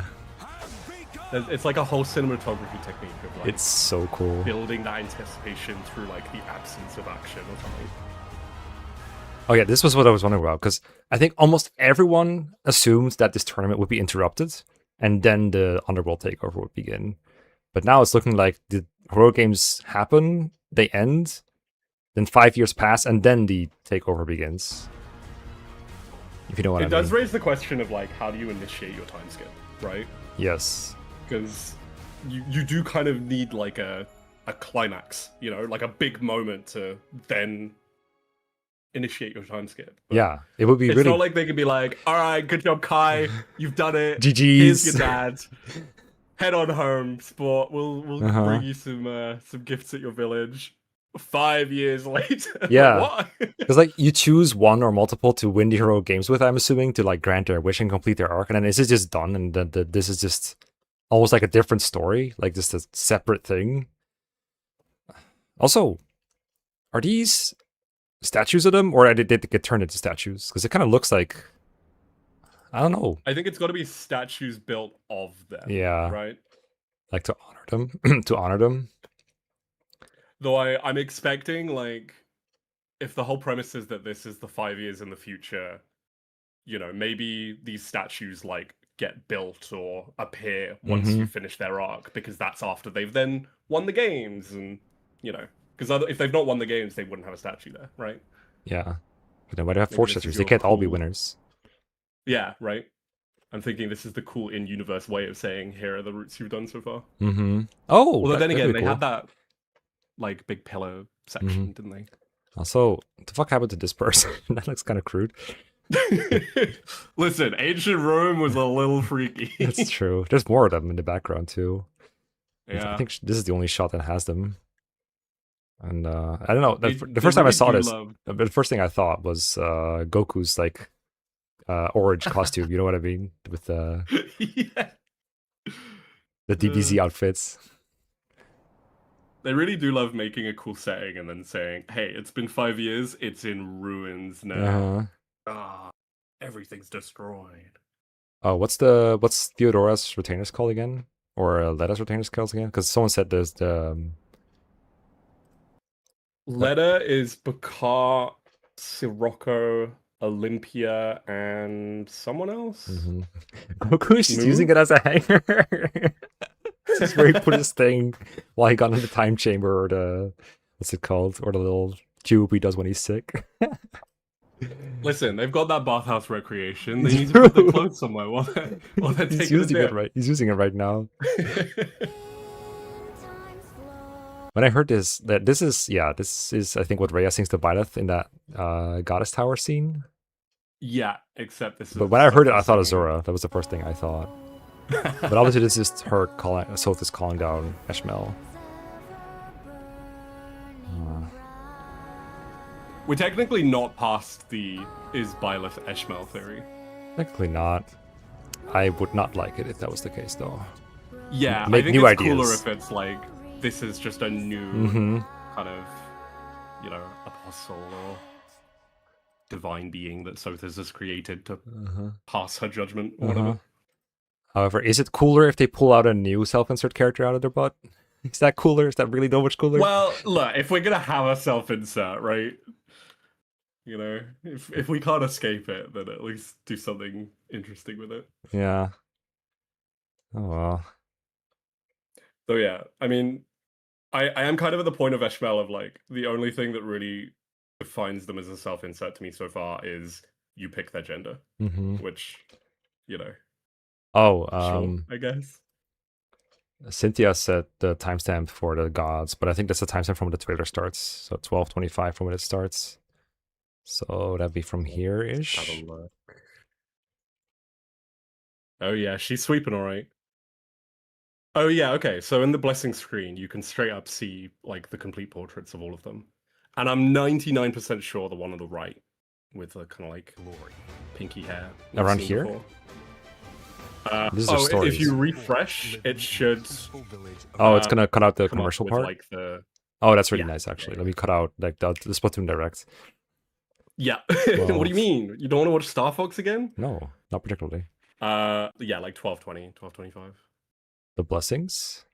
Like 5 seconds before that. There you go. So we know Fortuna on the left. Second, we can see is Mars. Trying to see if we have names for all of them. Okay, so right is Aurora. Yes, we've seen her attack animation, I think, or like her combat. And part of it. then Smyrnos is the third guy. Coolio. Bro, range +1 to magic for a turn. I What just the realized the heck? currency is divine sand as well. It's all right. I mean, it beats Pegasus poop, I'll tell you that much. This is true, but what determines divine sand over regular? There's the crest. Do you know which one this is from the top of your head? Because it reminds me of Crest of Not Flames, off the top but of my head, but I can quickly have a look. crest left to right. Wait, where did you see the crest left to right? Was it in the blessing screen? Attention to detail is crucial.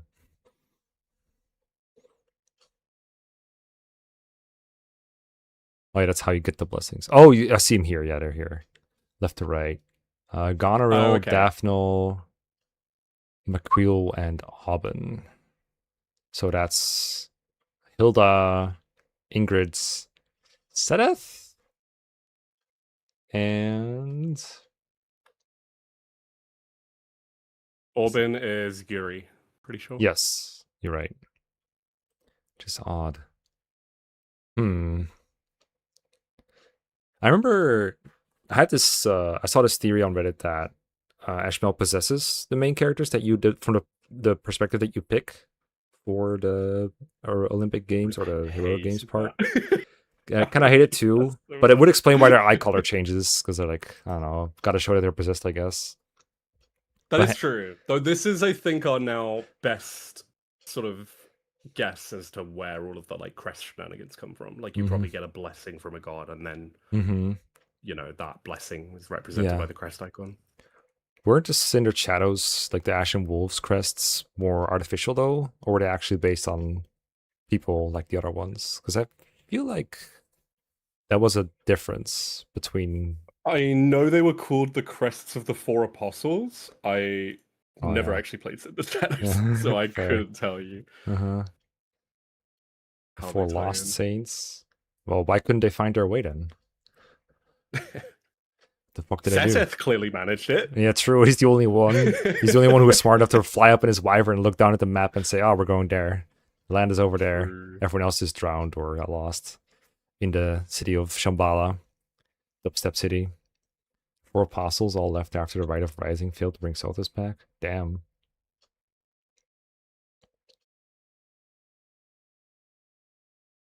To the challenge, it's been way too long, honestly, since I've played Cinder Shadows. And by that, I mean, I remember the story was not the most compelling, so I've forgotten most of it. It's more than 21 dragons. Just true, there were a lot, and a lot of them got slaughtered. I'm doing a Three Houses playthrough soon, actually, for reasons that I won't spoil. Oh no, he's doing the shadows. Oh no, he's doing. Can you do it by only doing war crimes? Every attack has to be a war crime. I'm gonna DM you something later, Becca, because I don't want to spoil it on stream. But it is, I think, the funniest like tangent I've ever gone on for the sake of a video. It is so silly. But also just like at the same time, so Three Houses. It's like, yeah, I'm not surprised that this is as ridiculous as it is. I look forward to calling it ridiculous. I do like that they showed how the support buffs, you can like actually hover over it and see what bonuses everyone's giving you as well.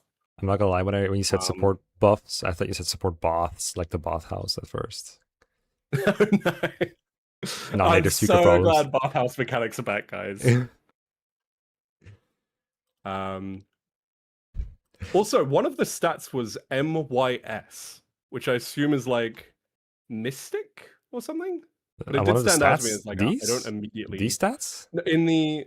so if you go to... Although these are not... There's some stuff we can glean from this too, though, actually. Hold up. There's some stuff here. We'll start with you, and then we'll go to the nonsense I'm looking at. So you got the exam. You need one of the seals again, so we got to buy those again, I'm assuming, or earn them, or find them, or the queen sends people to find them. Yeah. Go fetch me an advanced license. Yes.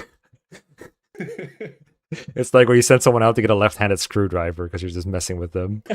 In this case, it's like it sent them an advanced license. Renown level... Ideal level 35, renown level 8. The fuck? This better not have too many currencies to keep track of. Secondary skills. I think ideal level is like basically you should be this level before you go into this class. To make your percentage of chance of passing higher, right? Yeah, maybe something like that. Renown, your guess is as good as mine. Yeah. Maybe there's like a... Renown has usually been used for like New Game Plus stuff, but probably that's not it. Like, I can't remember if Professor level had any impact on certifications in Three Houses, but it looks like could be something like you do more quests, you get renown. Once your renown level hits a certain amount, you can do better in certification. Yeah, maybe. If you master the class, you get Aegis, I'm assuming, which I think is just the same mechanic as Three Houses. Ram was gotten from Yeah. SideQuest in the direct. Oh, true, yeah. I guess Three Houses has some of that too. With like the saint statues. Prof level? It could be prof level, that's true. This I don't hate that mastering abilities is back, though I hope it's not as like restrictive. Yeah, good as luck it getting was. like the master class master abilities. Those were really long Yeah, right. to get. Basically just like outside of combat, grinding kind of stuff. Yeah, good night, Jan. I know you're in Australia. It's like must be like 5 a.m. or whatever. Oh boy, 5 a.m. What else was here? There was something I wanted to see. Class ability mount dismount. You can dismount again. Maybe like in Three Houses. Yo, finally. Wyvern good, it turns out. Common Thracia W. Combat arts +2. There's like 50 things that this could mean, and like half of them are broken as fuck. Like you can have 2 more combat arts slots, or you get your combat arts do 2 more damage, or your combat arts 2 more range, or you just have. Nah, it wouldn't be rage. I don't think that would be. I mean, there's a blessing that gives magic plus range. Like that's true. Oh god, I do find it really funny as well. The clip of they show of Ursula doing her like Deadeye long range crit. Right. She has like 22. Yes. It's like, guys, for how long were you trying to get this barrel? Dude, they rigged everything for those combat show-off things. Literally. To be fair, if you have like a blessing that gives +50 hit, that kind of maneuver is more that's likely to work. Oh, this is the part I think where they show Kai in like 50,000 different. Oh, never mind, it's not. Different classes. That was so funny. It might have been before. I do like that they have class costumes, but I do hope that there's some kind of like I always call it layered armor because of Monster Hunter, but like the ability to override with like a class armor or just the basic default. Mommy. Sorry. Mommy.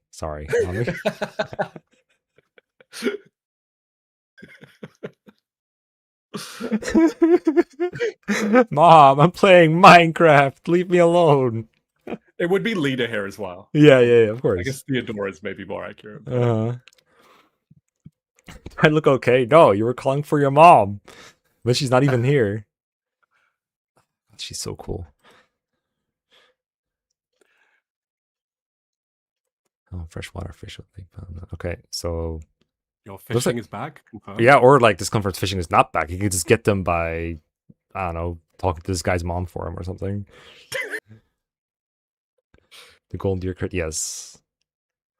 And we do that already, but it's nice to see it twice. Yo. Oh yeah, the Divine Sovereign. The Divine Sovereign. The Divine Dragon. Stop. You can also I actually feel like I need to see like a list of all of the characters now. I'm sure it's easier to make one now. Already like 30, and now I feel like I would not be surprised if we're above 50 at this point. Did we see like the total per? Well, I wanted to say house, but obviously it's not that. Was it 8, 10, something like that? I don't know. I feel like we've only seen about 4 or 5 characters that are confirmed they are following this one. But whether that means everyone else is recruitable or, whether there are some that like are affiliated with a specific but don't join at the start, who knows? I also don't know if we'd seen that blonde character in your stream before. This has to be Dietrich's full party, right? Probably. Or maybe it's like Dietrich plus a couple from other places. Yeah, what? So Fabio, like... Esmeralda, Michaela are the 3 that I know we've had like confirmed they are Dietrich root. Io, I recognize seeing that name in other clips, but I don't know what group it was.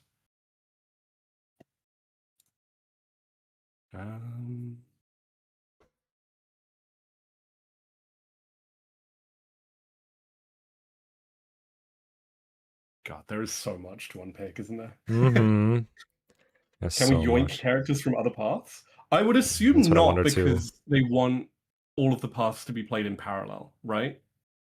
Yeah, that's what I wonder about. What's like the way that they want it the most? Because Teleportation is not the most important thing, but I do wonder what would be the best way to experience it the first time. Like, do you want all the routes or do you want one route? Is that more cohesive? Yeah, I mean, Three Houses, you definitely worsened your experience if you just took everyone from every house. Yep. There's no two ways about it. It'll also be interesting to think like how do the characters kind of graduate into the time skip, depending on like if you can have say Nine in 2 or 3 different routes or all of them, which Nine then goes into the Right. Eshmel group at the end. What if you could have one character who's just like really level up really hard because he's in like 3 to 4 different routes and just takes over from Eshmel? It's like, I'm the main character now. The draft racing strategy. Yeah.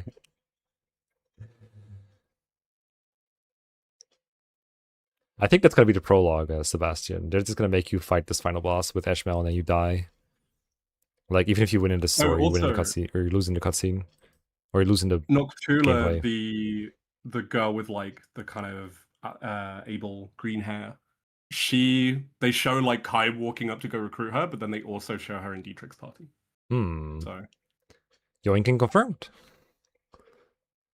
Well, whether it's yoinking or whether it's just they are neutral and you can kind of recruit them with anyone. That's true. But yeah, it's how that'll interact with the parallel paths that I'm not sure about.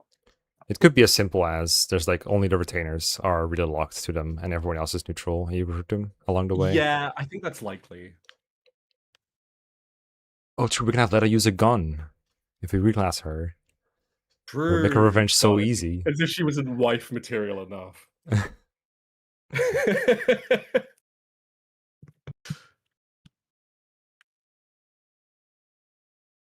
24 turns. I think that's the single thing I'm most happy about as well. That I don't have to replay however many like prologue chapters just to then experience a different path. Yeah, part of me is like, now I don't have 4 full playthroughs that I can do. I can do one, which is like both bad and good. Yeah, it's less content, but it's like also less burnout, so that's pretty good. Yeah. More to explore. The map is so small. I think this might be because I think we've seen a bigger map, version of this map with more nodes at a later point in the story somewhere. Like this might be one of the first times you have access to the world map. More chill streams. Yeah, True. I think the map will get pretty huge actually. But... I think it was a pretty massive one, the first one. Is there anything else? Keep moving. Yeah, this reminds me of I think I said that before in a few last trailer. 100 Line Academy world map board game kind of thing. I don't know if you played that game. I'm not familiar, no. No. It has something not quite like this, but you do move around on a board game looking like thing and then counter stuff. And then you get into battles every now and then. Yes, only 24 turns here, whereas it was 120 earlier. Yeah, this is true. It sucked. It sure did. It sure did. I still haven't finished that game either. But it doesn't help with 100 Line is that the battles themselves are also kind of interesting. I didn't expect 100 Line to make its story the thing I was curious about the most. Recruit all sets and an endgame all joined into resonance and becoming the set that we know. Gun lady in the north? What's she doing there? Being our emergence? Wait, that's Kai's place. Oh, I guess it's just merchants from Kai's place. Holy fuck. Renown level 4. Oh, so I guess your renown determines where you can and cannot go. Like if you look at here, they got like a little forbidden sign on the Fort Galkar and then Ludria Stronghold. Yeah, that makes sense. Which further lends credence to the fact that this could be early game, because then if your renown is lower, it makes more sense this is locked off. Because the class certification screen had like renown level 8 on there or something. Yeah, and that was for the advanced class, I'm pretty sure. So it probably caps out at like, I don't know, 10, 15. Oh, but you can... Okay, it looks like, I think blue is where she can move. That's what I've learned. I've watched the farm tutorial on this. Blue is where you can move. Right? It looks like you also cannot... And then red is where you can attack. Yeah, except you cannot attack this because it's red. So I think you're locked to where you can go by your renown. Like, you can't even enter those places. You can't even go through them. So you're very limited on where you can go at first. Like, yeah, well, she can go here, apparently. She can go to that Yugo stronghold, I think. I think there's a blue line going there. It's maybe you can go there, but you can't go past it. Yeah, maybe. There will seem to be strongholds that are blocked off, right? True. Maybe it's just strongholds that block you. Or it could just be like they're the naming choice for checkpoints and gates and stuff. Chat might be smarter than me once again. The whole movie. Chat is so intelligent. Chat is combined. They have got a lot of intelligence. More than us, at the very least. Mm-hmm. Surely. So while the game with magic has guns, I mean, the fuck? You can only buy wares at certain times. They got opening and closing times. Look, you got like a time on here at the bottom too. Finally, I've been advocating for merchants' rights all these years. I don't know. These are terrible working conditions. They work from 6 to 12. They have 6 hours of leisure time and sleep combined. That's terrible. Hopefully, at least he picks up like one shift from her. Like, what the fuck? Oh, this is the deadline. This is the actual time. 18 o'clock is the current time. So he got here well before closing time. Or she did, rather. It's Theodora doing it.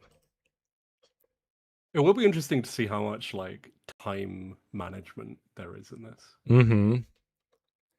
Because if the fact that putting it as granular is like the hour, it's like, okay, maybe you need to like properly plan out if it's going to take me 7 hours to travel somewhere on the map, then yeah, what thing in Daxian do I do before I go adventuring? And this could make game balancing for them like really tough to do. Like you might be able to like trivialize the entire game if you do this like the best way you possibly can. If you play on 5s, it's probably fine. If you just enjoy doing this, you just don't really care about what exactly to do. But if you're not rewarded for doing this, like paying attention to the details, as it were, sweeping every floor properly, if you're not rewarded for that, but like better performance, then the only reason to do it is because you just enjoy doing it. Yeah. If you know what I mean. So what's all the stuff you can get? You can get Yark Milk, Ginji Survey, Rustic Gosh, Strategy Manuscript. These look like they have a present icon, so it makes me think you can give them to people to recruit them. Like the gifts in 3 houses. Right? Primarily enjoyed by children. Mommy? Sorry, mommy? We are never escaping the child soldier allegations. Is it Yare Milk or Yark Milk? Is it an E? That's a C, right? Is it a C? It looks like a C because there's an E in the other in Survey. It looks different. So it's Yark Milk. Yeah, who does gift someone milk? Yeah. Like weird... Sorry, Mom. I think this is how you can recruit all of Kai's party, actually, because it's all children. I'm scrubbing other parts of the trailer as well, and I think the like bring people from other houses in as a guest mechanic from 3 houses is back as well. Because there's a shot of Kai and prep screen, and Dietrich and a bunch of his group are marked as guests. What's with the material bag over here? Is that where it goes? Where your stuff goes? Oh, hold up. Oh, hey, boy. What's boy doing? Probably work in the shop. No, I think he gives a quest. I think these are all quests. You can talk to them. Oh, yeah, that was the like, there's a shipwreck with treasure. I love treasure, but I can't go. Gee. Oh, someone should go check out the treasure. Another reason this is definitely early game is because it says like fight in the first qualifier. This is early in the tournament. Oh, yeah, for sure then. Oh, yeah, and you can see average level 4. Oh, it's true. Gotta save Megara's bacon. A huge ship. Gotta get some treasure. Everyone's singing campfire songs. Okay, cool. Thief Gang. Yeah, chat, do we know the name of that blonde lady with the long braid? Because I feel like we've not seen her before, like at all. But her design is super cool. Left 112 turns for the third qualifier. This ramps up fast, I guess. What does it consider a turn again? Is it tied to something on the calendar, or is it just I think the moment you move, you will lose 1 or more turns already. Oh, right. She just moved. Will we see that thing again? It was visible earlier. Yeah. No name, just a Soldier class. We've seen her in a tiny portrait. of the We've seen her in a character. tiny portrait, but we don't know her name. Yeah. That was my thinking.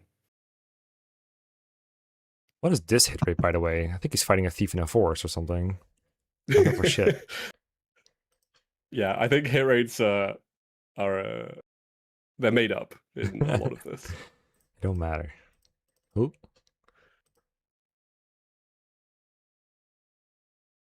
$201 turns. Well, can I see that right before she moved? No. Left's 201. Okay, it didn't change at all by moving. Maybe it was already moved when she was... Maybe it started the camera when she was, like, already moving. First main match. It also be one where, like, maybe turns are only consumed when you take an action on a tile, rather than just moving between them. Could be. Main match and qualifiers. Oh, it looks like Umbral Steel and Wood Steel are back. Those were used in 3 houses for finally. brave weapons. This is the returning content I've been waiting for. Exactly. I'm just noticing patterns, okay? It's what I'm good at. I think Umbral Steel was from the dragons and Wood Steel was from the wolves. For dungeon, keep moving. I can't answer that. Dungeons.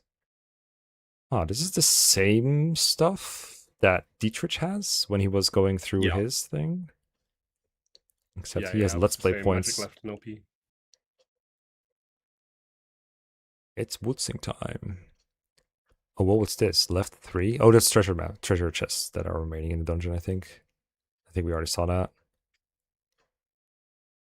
Does the time keep going here? Did it go from 606 to 607? No, it didn't. I think it just moved. The time just moved. 607 before. 1202. Yeah, okay. It just ticked from 1202 to 1203 in the bottom left corner. Right, interesting. So I guess you're on a timer of some kind. Like, this cave closes at 8 p.m. You gotta get out. Also, your deadline for next thing is attend the Aragonian banquet. It's not an arena match. Oh no. Something tells me something bad happens at that banquet, guys. Don't ask me why. I did not 6-7 you. You're making that up. Vision Lexion left 81 turns. Oh, wow. Hold up. You can use an item and not get crit? That's beastly. I kind of love that. Kind of like that. Until units I mean, next yeah, phase. why Oh, okay. It's pretty good. And we've already scrubbed through this a little bit. I don't know if I'm going to scrub through everything. At some point, I do gotta have dinner, but right now I am enthralled. Yeah, exact same stats, except this is at full health. I think he got bumped into, but they didn't attack him immediately, unless it's a different shot. Oh, LP? Shot. LP will be link points. Because you can see it goes down when Dietrich does the link attack here. LP 100. It doesn't say here how much it costs, though. Support raised.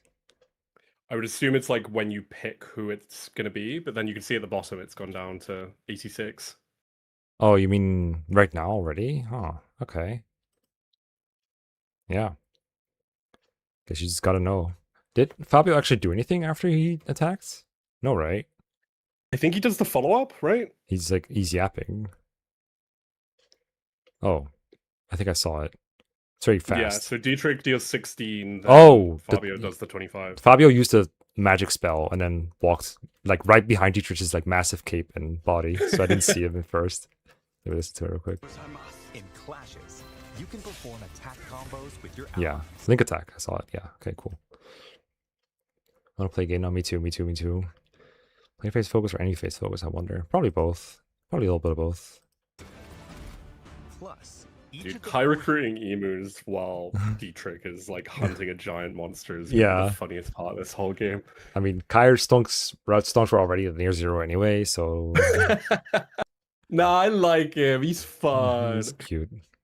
I'm never picking him first, but would you pick him parallel though? Wow, this is true. Wouldn't that be really? What if they release like stats online, like who picked what, and then like even with parallel play, Kai's still like at the bottom. Like some people just pick 3 routes, but not Kai. Nah. Is there a recipe after the time skip where you choose Ashmel or Fortuna? I think Fortuna was like basically your option to go time traveling. I'm actually not sure what Fortuna is, but we can return there in a second. She's the goddess that allows you to time travel. Yeah. Which is weird because there's like Sothis' thing, kind of. I think it was near the end, right? Yeah.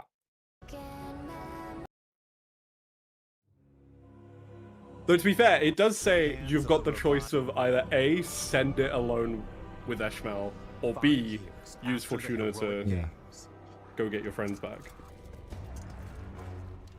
Dagda faces its end at the hands of the revived demon god, Valor. The lore! Not the lore! Even the 4 heroes who played a significant role. Final boss being 3 houses lore is surprisingly fitting. Even the heroes, they didn't even like all win the tournament. One of them won probably. The other ones just played a significant role. Like this is like if we got World War III going on, and then even Messi and Ronaldo have vanished. Even though the players who played a big role in the Football World Cup. To confront the situation, the progenitor god, Sophis. Guys, the apocalypse is upon us. The hero we need most of all is Taylor Swift. Oh, no one won? Maybe, but then by what? I guess by the climax.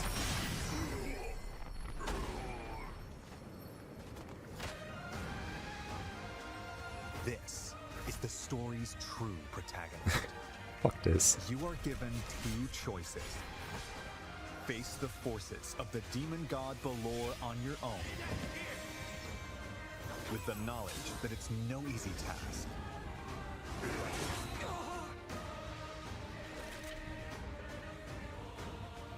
Or use the time-traveling powers of the goddess Fortuna to change the fates of the 4 heroes. It sounds like they're like dying if you don't do this. That's kind of sad. We prefer people not die. It does, which I think, like, you know how I was saying the thing that initiates the time skip has to be like an interesting climax, right? Mm-hmm. It's now kind of the thing of like, well, they need 2 interesting climaxes, right? Because you need the end of their own story to be interesting, and then you need the end of their Eshmel comes and recruits them story to be interesting. Because at what point do they like find their own personal story resolution, right? Mm-hmm. It'd be really sad if they didn't find that at all because it gets interrupted and they just forget about that line. But surely they would never do that. I wasn't gonna say it. Surely they can write good stories. Well, that explains why they're in the middle. Still so strange to me the way they went about it. It's like, did they drop them, put them in the middle of the box art, and then just pretend that they didn't exist for all the other reveals? Yeah, I feel like if this is where we were learning about Eshmel existing, one, people might be livid about it, but also it would probably make more sense. Yeah. It makes sense in hindsight, at least. Time traveling is always a fine line to walk on. Yeah, I agree. It's like on the one hand, Chrono Trigger exists and just kind of smashed it, and it's like always the litmus test, so to speak. But I don't know. I like the theoretical narrative approach. It's just, can they pull it off? I guess I'm usually critical of time traveling stories because it feels like there's less stakes if there's some kind of mechanic that lets you redo parts of it. And it creates this kind of thing. Oh, there's like 50 million threads where one time when this happens, the other one this happens. Who knows what's canon? I guess nothing is. I like it when a story tells one story really well instead of a lot of other things. But on someone being forgotten and dying off screen. Not the parents. Thanks, Arch. How relevant is Kai's dad in the underworld? Exactly. Yo, what if Kai has to fight his dead dad because he came back as a zombie, right? That kind of stuff. When have you ever fought a dead, zombified dad in Fire Emblem? Never. Not once. To finish the thought, though, if we're doing something that's more like what Lucina did, where your future is already doomed, but you're traveling back in time to save it, and that fixes it, it's different for me. That's more interesting, because then the stakes are that the future is doomed, and we're trying to save it currently, but it already happened. Like a bad thing is happening or it's happening again, we're trying to save it. I think it's somehow more interesting than the thing is happening, we can go back and fix it, and that can happen over and over again in like 50 million different threads, and who knows what the real timeline is. I don't think I explained that very succinctly, but I think it's more interesting this way, and hopefully that's the way it goes. I get it, and I agree. I think my only hold up there is like, it's like if you had the Lucina thing, except you could also just say, nah, I'm gonna play as Lucina and fight Grima, and also just be fine, right? I've wondered how much of an option that is, because what if that's like a battle you can just canonically not win, like mechanically not win? I don't mind if it's like a brutal challenge, like you should struggle for hours and then you can maybe like pull out a win. But yeah, like that's hard to do in a game like Fire Emblem, where just so much of it is just based on like, nah, my number is bigger than your number. I think the prologue is definitely going to be an unwinnable fight. Like, I don't think they've done that before for prologues. I think for prologue, usually you win a couple battles and then you go into the real battle.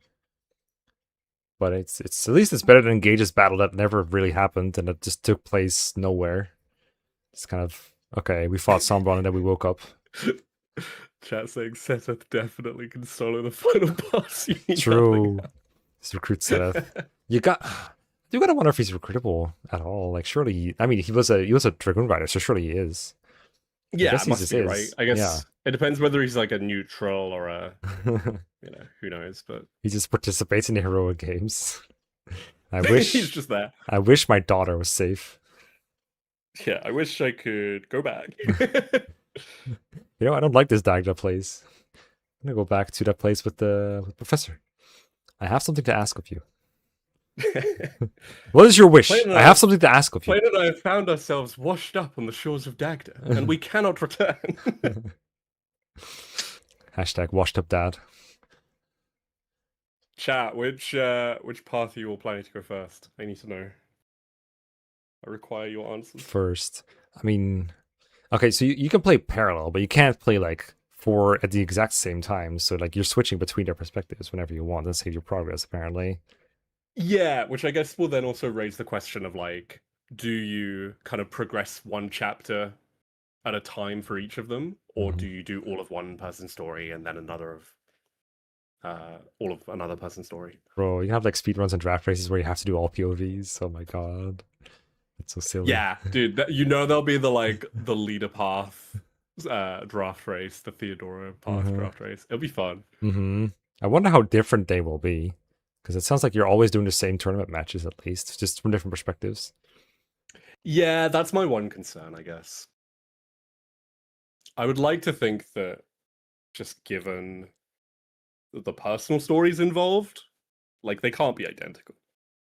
Hopefully not. That would be... yeah, famous last words. I mean, it's going to be as simple as you try it once to see what a different POV is like, and if it's the same map, then you just play one story, and then you see if you want to play it again. At least, hopefully, the post-hero games have, like... It's probably going to be one map with one perspective, or, like, as many people as you've managed to recruit in the past. But then those maps might be more... Because we haven't seen any maps that are not arena or not skirmish. So I'm hoping that the post-arena maps are more elaborate. Because again, I don't think they can do a whole lot with the arena, but I don't expect them to do a whole lot with the arena, if that makes sense. Yeah, I've not seen enough of the arena gameplay to say like this might be the arena gameplay, basically. This might be the interesting part of that game. Just just the management thing. Making your units as strong as possible for the what's it called? The underworld takeover part. Yeah. I am like slightly reassured though that if they've designed the game with like the premise that you'll play all of the stories in parallel, like surely they then know that you can't just have the exact same story for ×4, right? Like that's true. That's true. That'd be really strange. It'd be like, well, actually, I was going to say it'd be like making 3 houses, but say no way, that is the same. Bad example. Okay. I just saw how the thing works. I think the time. So when you're moving around on the map, the time passes. Like it goes from 12 o'clock to later. but the turns don't pass. I think. Well, Right, interesting. well, it says you have 24 turns left. Oh no, I think it did. She right? moves. Didn't it go to 23 though? Now it goes to Yeah, it 23. Was that one move that made it go from 23? Okay, maybe I was wrong. Okay, but like she goes from Daxian. She goes like across 3 nodes, I think. 2 nodes. It's like move, goes to 23. Move, stays at 23. Nope, 22. What? It doesn't make sense when it changes from 24 to 23. I don't get it. Moves and then it goes to 23. Then moves. Waits like 5 hours, then goes to 22. Here, there she moves and it stayed at 15 the whole time. The blue movement range is 1 turn. Oh, I like that theory actually. Might be work in progress. Yeah, well, maybe maybe everything here is a work in progress. You won't look in action after the moving. game's a month out, right? 17th of September. So 2 weeks and a month, I think. 1.5 months. Though if 1 node is 1 turn, that feels like the map is really limited in what you can do then. Like if you, well, I guess then again we've seen some sections with like 200 turns, so I guess not. It might be. Someone in the chat says, like you see that blue range that she has on the map. Yeah. Apparently, that might be like if you make any move within that blue node, that's 1 turn. Oh wait, hang on. Look, you can see where you paused it here. So when Theodora steps onto that first node, it'll consume a turn, and then presumably like you can kind of plan out more actions. Oh yeah, when she waits, that's when it commits, and she got 1 turn left, 1 turn less left. Yeah. So you could pass like quite a long route, when she waits, presumably use up more turns. Little hourglass on a blue line. Do you need to get back to Daxian in the like amount of time as well? Sure, or does it just like teleport you. Sure, there's like a fast travel back thing. Surely, I don't have to plan my way back. That's not my job. Like, sorry, I would have been here for the qualifier sooner, but the merchant was only open from 6 a.m. to midnight. I hate negotiating with the guy's wife, so I had to go in late. Because it wasn't her shift. Or you could use the warp staff. It's true. Fabio, please, help me out here.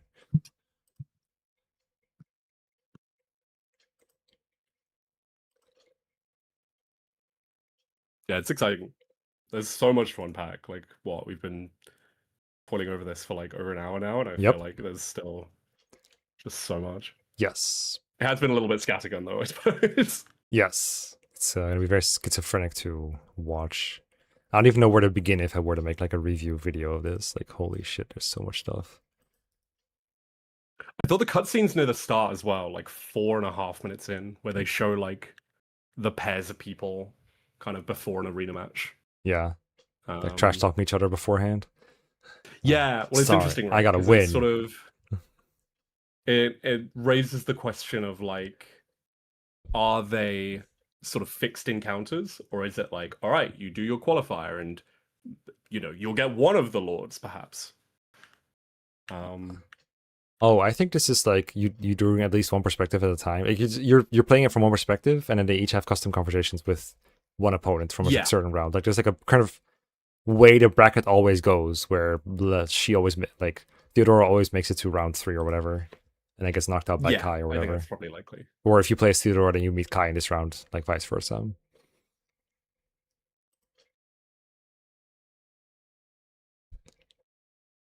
Someone pointed out to me that a good way to ruin this whole game for someone is to tell them to like to look at the background characters during these frames because I know. They look really bad when they're like applauding. It was like it's like some Flora from Pokemon level frames. They're so blurry, but like it's background. Like I'm not gonna be too annoying about it. Also, didn't they say Dietrich was like traveling from somewhere else and he just kind of washed up here, right? Maybe he is Northern. Yeah, dude was just on a boat and then presumably got attacked by that creature we see in Shipwrecked. Yeah. I mean, we know he's from House Lamine, but that's like... So he came from Fodlan, but he has Norian armor? Like, the fuck? I guess it's not really Norian armor, but it looks so Norian to me. Guys, you know, it's funny you mentioned that because that thread I was talked about earlier, where it was people sharing theories. Someone was like, "My crackpot theory is that Dietrich is Norian," and I'm like, you know what? I want this to be true only so that we can call it something other than Fateslandia, because like, there's no way they're not giving the place a name if it's linked to Fodlan and Dagda. And... Guest. It's guest here. You can have people help you out. Yeah. This is what I was talking about. Yeah, so I think we've got similar to Three Houses, how you could like have people from other houses. Oh, join like the mission assist. Yeah. So like presumably they wouldn't get XP, but they would get support and stuff like that. What the benefit of that would be in this case, I don't know. Yeah, I think support is one thing. I don't know if this would help you like recruit your. I was gonna call him Yuritsa, Dietrich, for Eshmel. Like, is that what you're trying to do by having him come along with Kai here?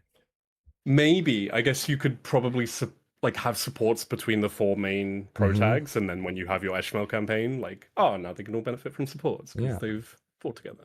That would be cool. So. Although required, yeah, this is not optional. Like they all have locks on them, except for Diala and everyone else to the right of her. Oh, true. Good catch, chap.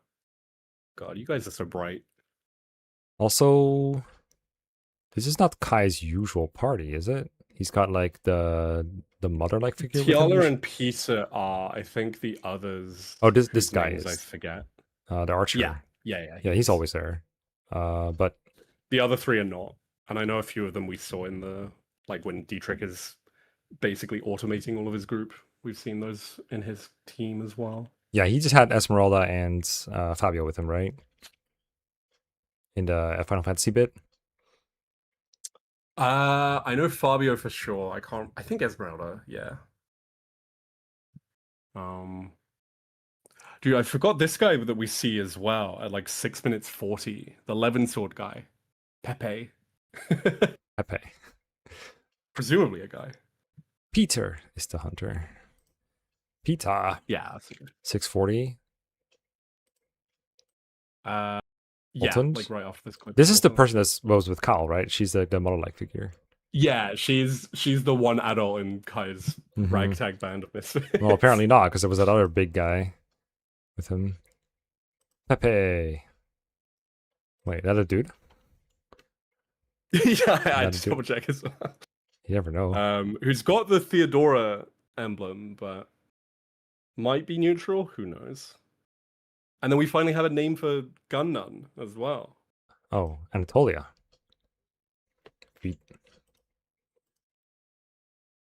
Swords that call down the gun animation is amazing.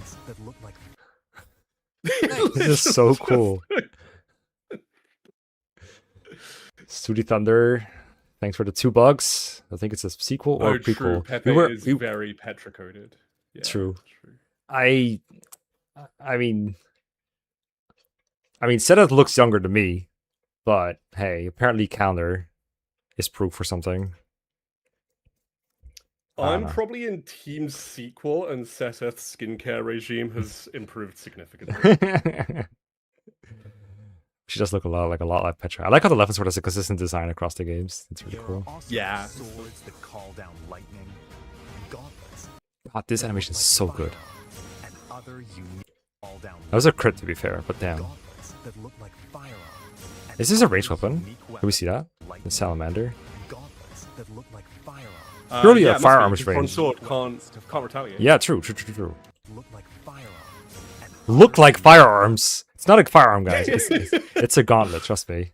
Is it actually a gauntlet? Is it like on her wrist? Firearm. It just shoots fire when you hold it from your arm. Dude, that's not a gauntlet. She's just holding a gun. It has lasers on it. It has like 4 lasers pointing different ways. And probably 2 more on the other side as well. Look, to be fair, we see the cutscene of her dueling with it, so it's probably 1-2 range, right? Wait. It has like the handle below it or something. Except she's not using that because she's got a handle in her hand presumably as well. And does it wrap around the bottom of her hand as well, like that? Yeah, I assume it's like a guard, right? Yeah. Yeah, my hard read is this is 1-2 range, and it's either you pummel them with it or you shoot them with it. I think they said that gauntlets give a void if you use them. Yes, to hit someone. they did say that. Obviously, can't see if it does here, but it doesn't matter because you shoot them. Like they can't attack you if they're dead. Javelin Breeze good. It is the most parry this you casual we've ever had in Fire Emblem. Mm-hmm. I suspect there might not be that many good javelins hand axes around. Like I think it was a kind of a big deal that Esmeralda could throw her personal around like a javelin. They finally called them spears as well. Yeah, true. Oh, they said spears are effective against cavalry, like just straight up. Yeah. In the same breath as bows are effective against flyers. That'd be crazy. I was like, oh, that's cute, Kai. You tamed a new emu. Anyway, I have an Iron Lance. Die. Go get a new one now.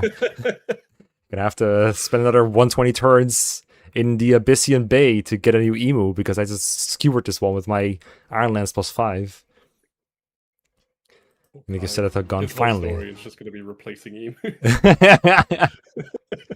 No, I just caught this one. In Nintendo, I've got to hurry, or your dad. No, I need my emu. In good Nintendo tradition, they send out young children to get different kinds of animals and register them in the encyclopedia. Or Slayer by default. Yeah, I gotta wonder if they're all like triple effective or whatever. Positioning is a key. Positioning is not a key thing because you have a gun. You have a gun on your side, Kai. You can just shoot someone. It's true. He has a. You can use a sword and a. Oh, we already knew that. We already knew he could use swords and spears. No cloud spear.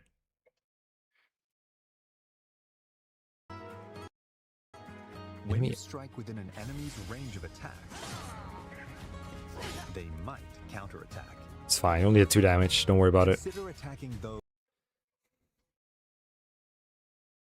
They're really trying to make close range weapons from a distance. Like, hey, you don't need to get counterattacked. The Mina sword. Did we know Diego? I feel like we've maybe seen like a blurry picture of him. Yeah. But I could be wrong there. I feel like we've seen a blurry picture of a dark-skinned guy with like white face paint. Mm-hmm. And this could be a different dark-skinned guy with white face paint. Oh, I thought it was tattoos, but it might be face paint as well. That makes more sense. I mean, yeah, who knows, really. Mm-hmm. Face tattoos are painful. He does more damage on the second hit. I think Dietrich had the same thing going on. He does have a billion skills going on. Oh, yeah, you mean the bottom left? No, that's just his... Maybe. Goes first, goes last. Thank you. Very helpful game. Nice warbow. High crit rate as well. Ground. Bottom left. Oh, wait, it's not. Right, I keep thinking this is damage, but this is... No, wait. This is crit rate. This is damage. Yeah. It's both crit and damage that does more. Maybe that's the thing of the Damina sword, though.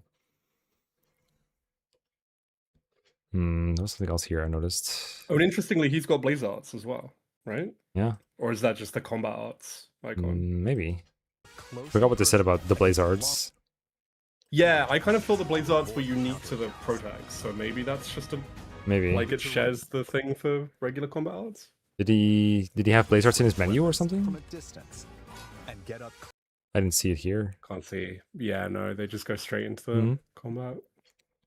Are you saying we saw a blurry picture of Diego reminded me? I'm so glad we now have like an actual trailer that doesn't have... It's just a blurry compressed Twitter video.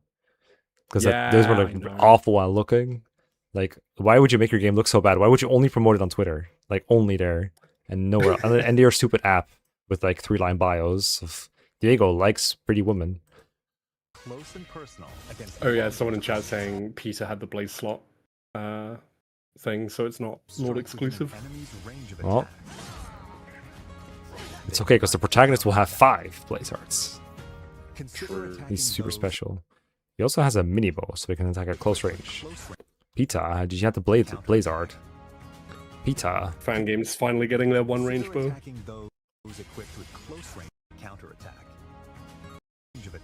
I'm trying to find. God, I know I mentioned this in your chat before I joined VC as well, but Sirocco having one of his interests being all women.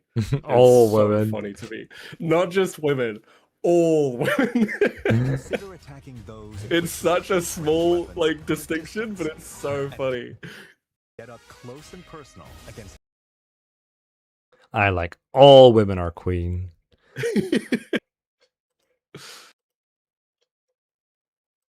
30 avoid force, by the way. That's a pretty lot. broken. Oh yeah, here we go. This is what I was talking about. So support buff protection, I assume, and then hit rate. One of these is better than the other. Sirocco. Yeah, right. Sirocco gives avoid and crit. And then Olympia gives MYS, which I assume is like mysticism or something. And then resilience, I assume. But yeah, it could be magical damage. yeah, that would be my assumption. Like basically magic up, resistance up, but why they've got different names, I couldn't say. Yeah, because if you give Pert or Vrzel, then it makes sense that you also can give attack or miss. Yeah. 4 hearts and 3 hearts, though. That's not the usual ABC that we see. Yeah, also true. That's a lot of combat arts. Tempest Spear. Well, maybe 4 hearts is the S rank equivalent, and maybe leader is incredibly polyamorous. Guys, we heard that you didn't like the limited S rank support options, so now you can marry everyone. You can like all women. True.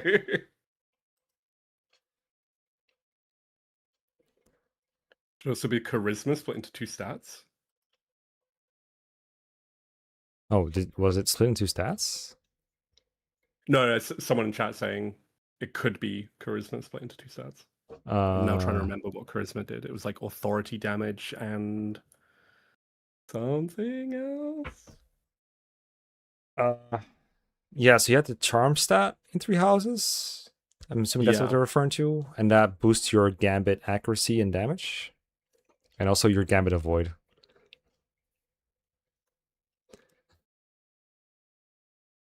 My stance on prequel sequel is that I don't think Fire Emblem is a series that would lie about or hide whether a game is a prequel or sequel. Yeah, but they're just still being vague about it. They're not even talking about it. They're just kind of dropping hints and then leaving. Yeah, but this is their marketing, right? Like they want people to be making a buzz about the game. Yes. So disguising whether it's prequel or sequel is, the obvious reveal is show that it's related, but then hold back how it's related so that people start generating word of mouth by talking about whether it is prequel or sequel.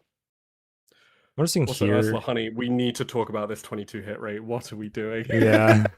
I mean, Deadeye was always like really garble accuracy. Like the further you were away from your target, the less your accuracy, which makes sense. Yeah. Like I remember. Plus, they're in woods. Yeah, this is not the best shot to take, Ursula. Maybe consider buying some tactician stuff or something, or get that plus hit blessing. 10% crit. Nice. If this is a 2-run system, it's probably more like 17 hit.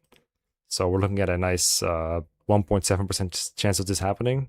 But it's a trailer, so anything goes. Easy. We take those. We take those shots, and we get them.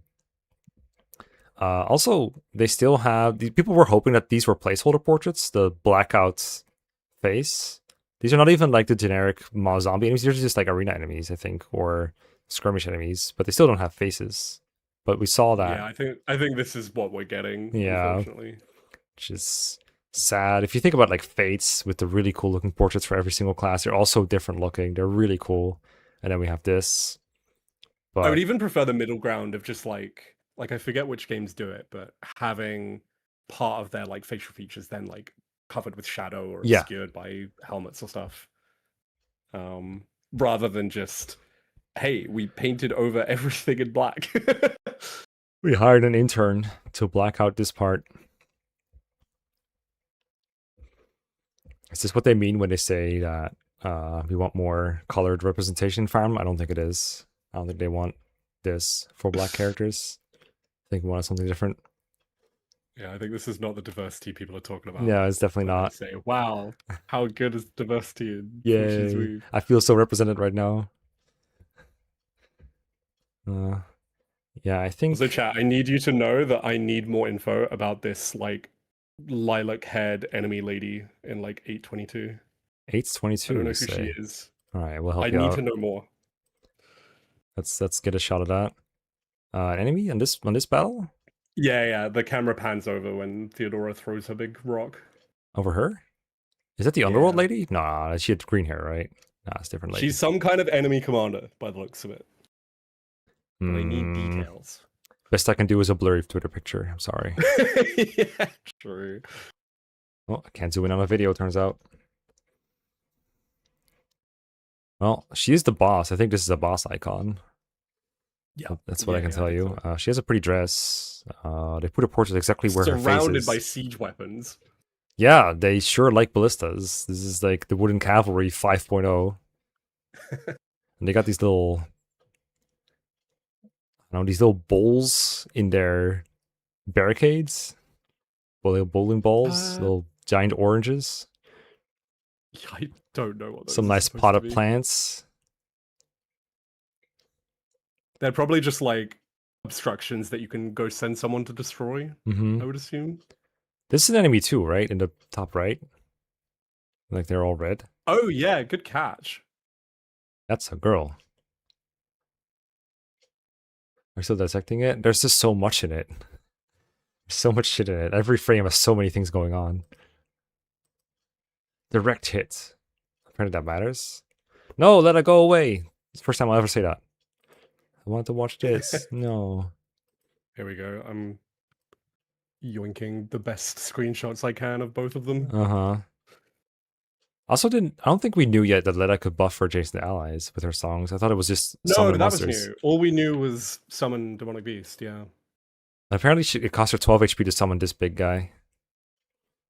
And he does a giant or a grand spin, which I think they just used I think they definitely repurposed some assets from Three Houses to do that spin. Yeah, absolutely. Which is a good idea because it looks a lot better than it did in Three Houses. And hits like 5 guys. Doesn't kill any. Oh, it killed. Oh, okay. Oh, never mind. It kills them. It kills them. Were they weakened already? Yes. Okay, they were already weakened. Just finished off like 5 guys simultaneously. Spinning. That's a good trick. Is a playable character and seems to have that she has the Crystal Darius. Skasad, you got a source for this?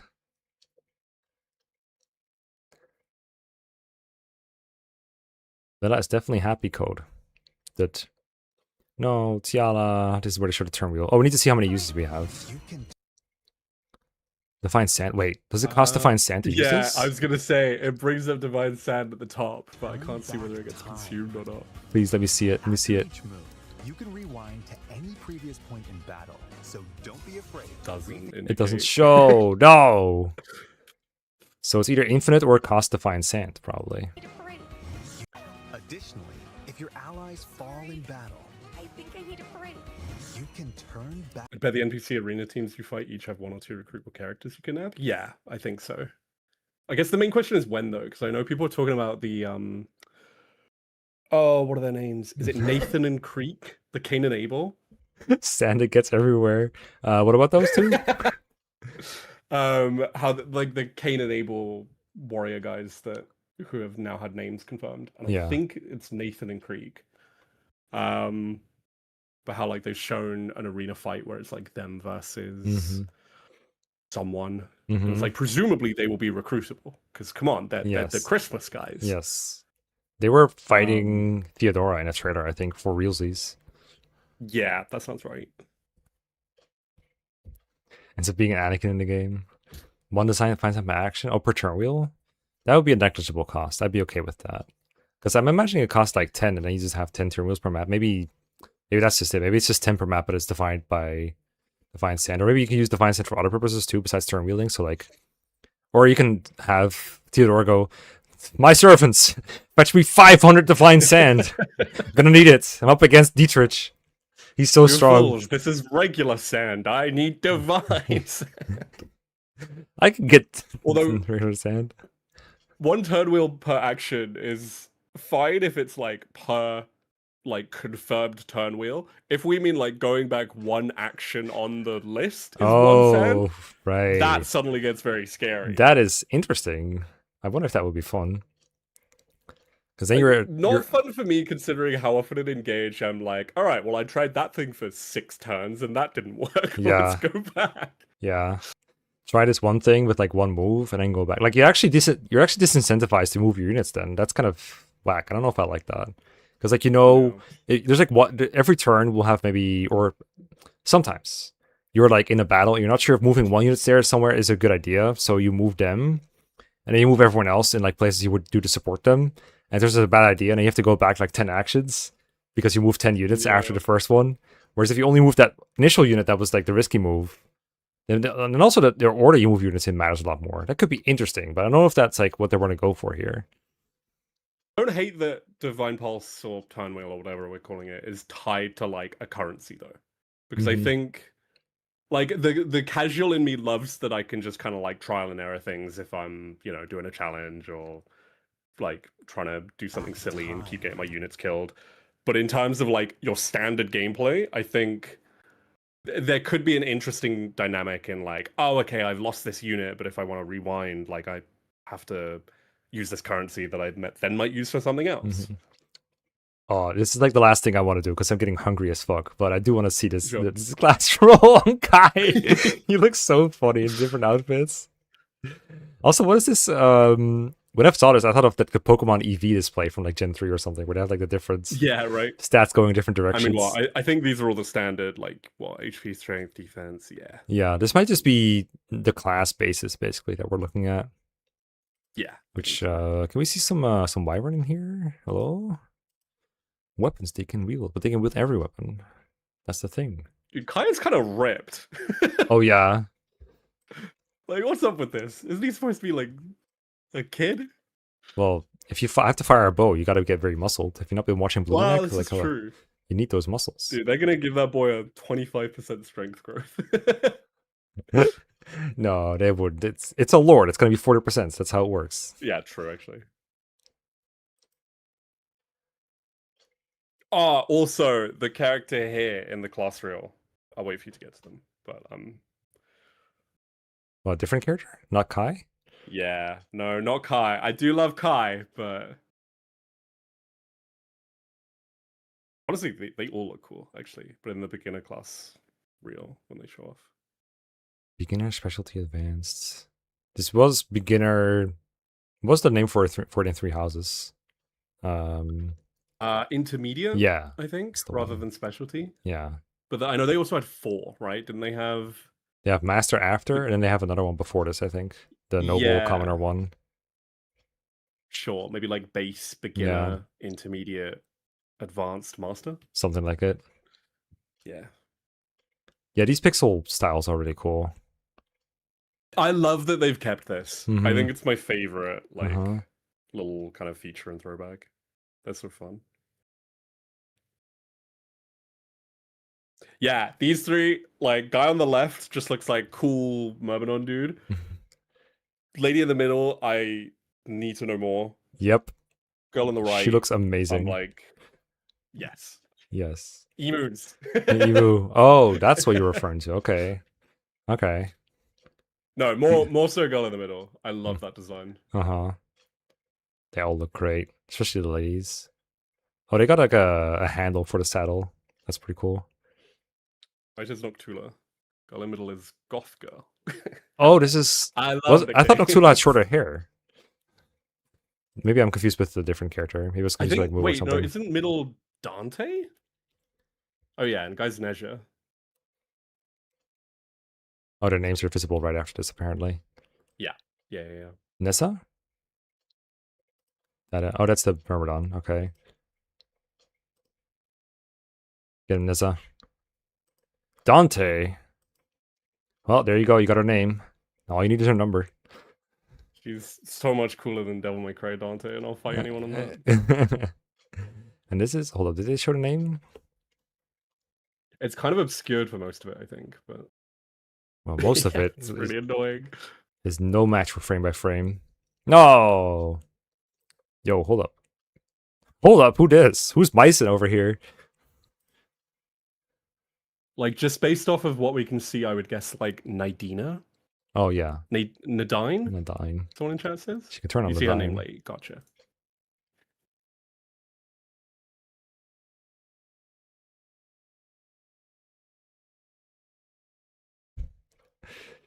The cart. Yeah, what is this guy doing in Kai's team, man? This left guy, yeah, with the face paint. Yeah. I mean, look at him. Someone needs to watch for them. I mean, that shield size is handy because he can shield that entire team with one just shield. True. They're so tiny. Or they can Just, hide like, behind sit on him, his arm. probably. Sit on his arm and hide behind the shield. Yeah. Little guys. Goliath. Well, that's a fitting name for sure. Oh, so this is what the Armor Knight looks like. That's right. They don't have, like, armor around their entire body, but they do have the shields. And this guy's got smacked by it. Good frame to pause it on. Get direct move. I think he was trying to get a physical attack on him. Good luck with that. Strike last. Defense +3. Okay, nice. Cool. Oh my god, someone in chat saying even Alexandra's Herpexis has pink hair as well. It's so good. Kai got her one that has the exact same hair color as she did. That's nice of him. Yo, is that Bonaparte over here? That's his English name, right? Bonaparte? It's Bonaventure. Oh yeah, Bonaventura guy. Yeah. They're like, no, guys, he's not. Bonaparte is too subtle. They won't get it. Welcome back to do, yeah. Got the weight command. Alexandra has the Mina Spear. I do love that they've got all in with the Mediterranean theme of the classes as well. Is this the guy's name? 'cause Bendits? I think so, yeah. Bendits nuts. What's Brone doing? He's rolling. Oh yeah, this is the person someone was saying would look like Shamir, and then this is just oh, this is Lillian, I think? No, that's Altund. Oh, it's Alton again, okay. It's, I think, Io, Altund, Anna, and then... Then I don't know who this guy is. Wonder who that is. Oh yeah, we see the name here as well. Yeah. Heavily armored units. The Guardians are skilled with both spears and white magic. I do love Guardian, actually. Like, I'm such a... Like, any halberdier, I'm like, yes, I will use you. Isn't there a Now we Fates have class that is like halberdier? lands magic halberdier kind of guy from Fates? There's a class like that. It's come on, what's it called? You're right, but you've got like Spearmaster. The renewal but class. It's not that. The renewal class that I like put Hayato into. Bazara? Yeah, I think that might be it. Yeah, that's yeah. Because Fates just took like all the weapon types and combined like any two of them together and then made new classes out of them. They were like, okay, let's make a blacksmith and we'll make a Bazara and we'll do only chieftain. Every combination. Fates is every combination. There has to be a Reddit thread already of everyone just being like, what the hell is Seth doing? Oh yeah, and I'm gonna spend the rest of my night browsing Reddit for sure. Yeah. Get him, Seth. Yeah, that's just the same voice actor, right? Is it Mark Whitten? Is his name, I think? For Seth? Yeah, I'm pretty sure it's Mark Whitten. Uh-huh. He's already mastered Wyvern. He's full ahead of them. It's always cool to see like the voice actors getting reprised in different games. I think that's fun. Especially because the Three Houses voice actors were like so stand out in their support for the game. It was so cool to see.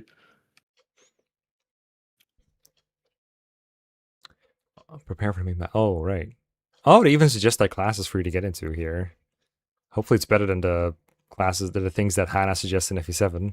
Like, oh, you should bring torches for the Fog of War map. I mean, that's not bad advice, but generally the advice is like... Well, to be fair, the ideal weapons here are bronze, so... Yeah. Ideal. You should bring bad weapons, actually. I don't want you to crit. Yeah. You're soon to face a powerful foe. Make sure you have a bronze sword with you. Yeah. To reach your specialty classes, consider allies with strong defense and those skilled in magic attacks. Items. Bring fire and wind. And then you just... Theodore's like, all right, fetch it for me. I'll go take a bath and sweep up the thing for a blessing. Growth rate's available in-game? What? Also, Marianne's voice actors? I don't think she's been confirmed yet, right? Yeah, Xanthi, I don't know if we have heard her. I know Erica Mendez, people were speculating, who's Bernadetta's voice actor. Oh, yeah. I can't remember who... I think it was the cat mask girl, because we got a clip of her. Oh, yeah. Ooh. Wait, you can eat with Sedith. Hold up. They were chilling with Sedith. Hey Yeah. ho! Just casually eating with Seth. He's like looking at him. The most act like you belong moment. Guys, they don't know I'm actually Seth. Why is all their food shaped like a fucking pyramid? All their fries are just stacked up like that. Like they're just like baked together, you know. He's left them in oil like in that shape and they're never coming out of it. You pull out like one fry with the most trouble. Dude, Just even to- if it's gonna be the most like PNG food, just seeing like the interesting cuisine, the spices, I'm like, oh, I'm gonna get hungry. It's probably okay as long as you don't pan the camera around or anything else. Like if it's just an image like this, it's more excusable. Yeah. Like it's just supposed to be a 2D image. But the apples, that was a problem. It was in the 3D environment, but it was just like painted on. We painted apples. Yeah, the orange JPEG market. Oh my god, there's so much. There's so much.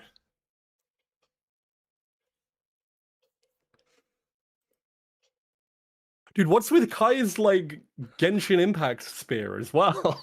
What do you mean? He's got his like it's a little bit off this.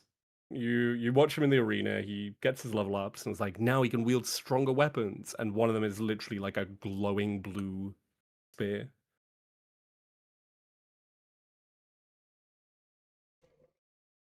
He's figuring it out. Yeah, I'm doing it. Yeah, look at him. Oh shit. Like, what's up with that? Oh, this is like your equivalent of you know in three houses Seminars, right? seminars, yes, exactly. Watch the whole match. What is this like the worst way to spend your time is just watching a match? Yo, who this? Oh, this is Theodora behind a mask, or is this someone else? Or is this someone else? Isn't it? Yeah, this is a different guy. It's probably just generic. Nah. Mustn't. Look, we Oh, have you cat see, mask. What's her name? Nah, it's Anatolia or whatever. Shoot someone in the background.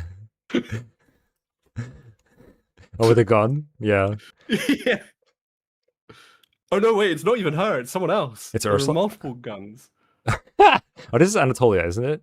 I'm behind the bow here. Yeah, that's And her. that's- But and this then is the someone person else. shooting someone is Someone just else is like doing it. generic NPC. Yeah, cover. Oh no, actually, I think it's the. I don't know their name, but the one with like The toothpick? the Brock eyes. Oh. Just casually shooting someone, hoping no one notices. Don't worry about it. And Ursula's like trying to figure out how far away she can get before her accuracy becomes like 22 again. Like she's not doing anything. She's Yeah. just stepping back like several times. I'm walking here. Yeah, it is a generic that Theodora's fighting, but it's a very cool looking generic.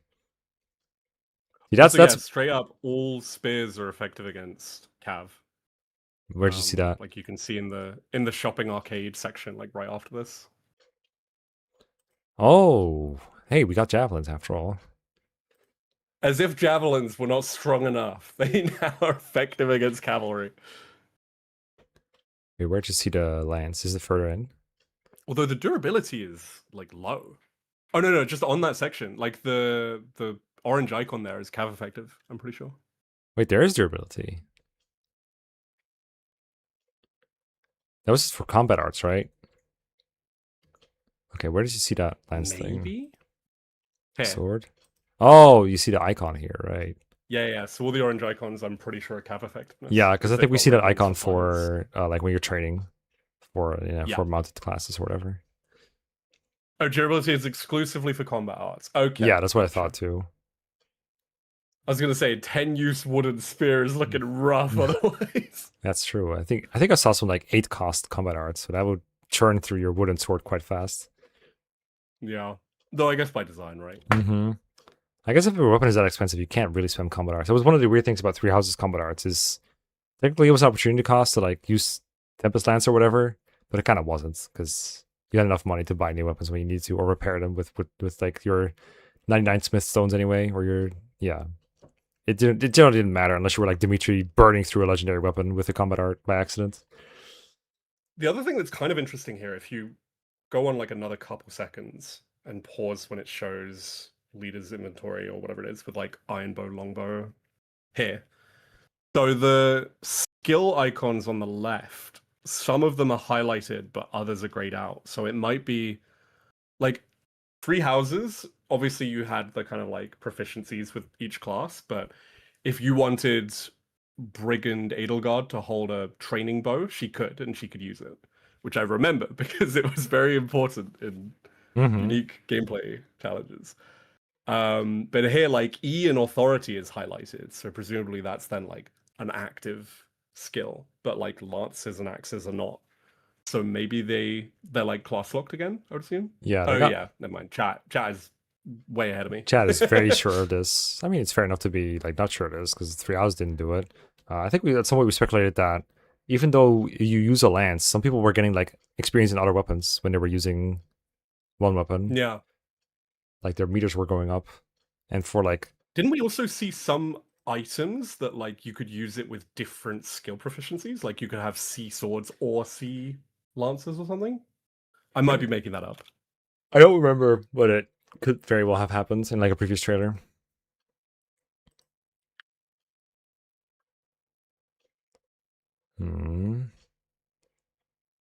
Costs 3 smithing stones to make a bow stronger. I wonder if the play is going to be like, you make a forged weapon for like your main normal combat stuff, but you don't want to break it. So you're going to, and then you buy like a dumber weapon that you don't forge and use that one for combat arts. So you don't spend your super highly forged thing. Probably not. Yeah, it could be. But also, I mean, if you've got all the like smithing and refining, you've probably got repairing as well. Yeah, maybe it's better to just repair the one you forged. Maybe it won't even be more expensive, even if it's forged up to +2 or whatever. Also, I forgot with curse stat. I didn't say anything about that. Like, do you lose more HP or more durability if your curse stat is higher or something? When you're looking at like when you're using like a blaze art, do you lose more HP or something if you use a blaze art? Oh, you know what? That's a shout actually. Maybe curse is like increasing the cost of blaze arts. Yeah, but this one has no cost whatsoever. So it is an iron bow. Yeah, to be fair, maybe you can't use a blaze art with an iron this bow. iron bow is so strong. I must use more HP. Everything rolls back to attention to detail is crucial, which is what we just did. Like chat, I just need to know if poisoned weapons are in the thing for reasons I cannot go into detail. If there were what? Poisoned weapons. If there were a thing in like real history, you mean? Oh no, if they're a thing in Fortune's Weave, like specifically in this game. I think we saw one somewhere. I don't remember when. I feel like we have as well. Might have been a forge upgrade option or something. Something silly like that. Yeah, poison weapons, yeah. Love poison weapons. Also, why do you have 13k gold? What the heck? You can buy so many wooden swords with this. Infinite combat arts.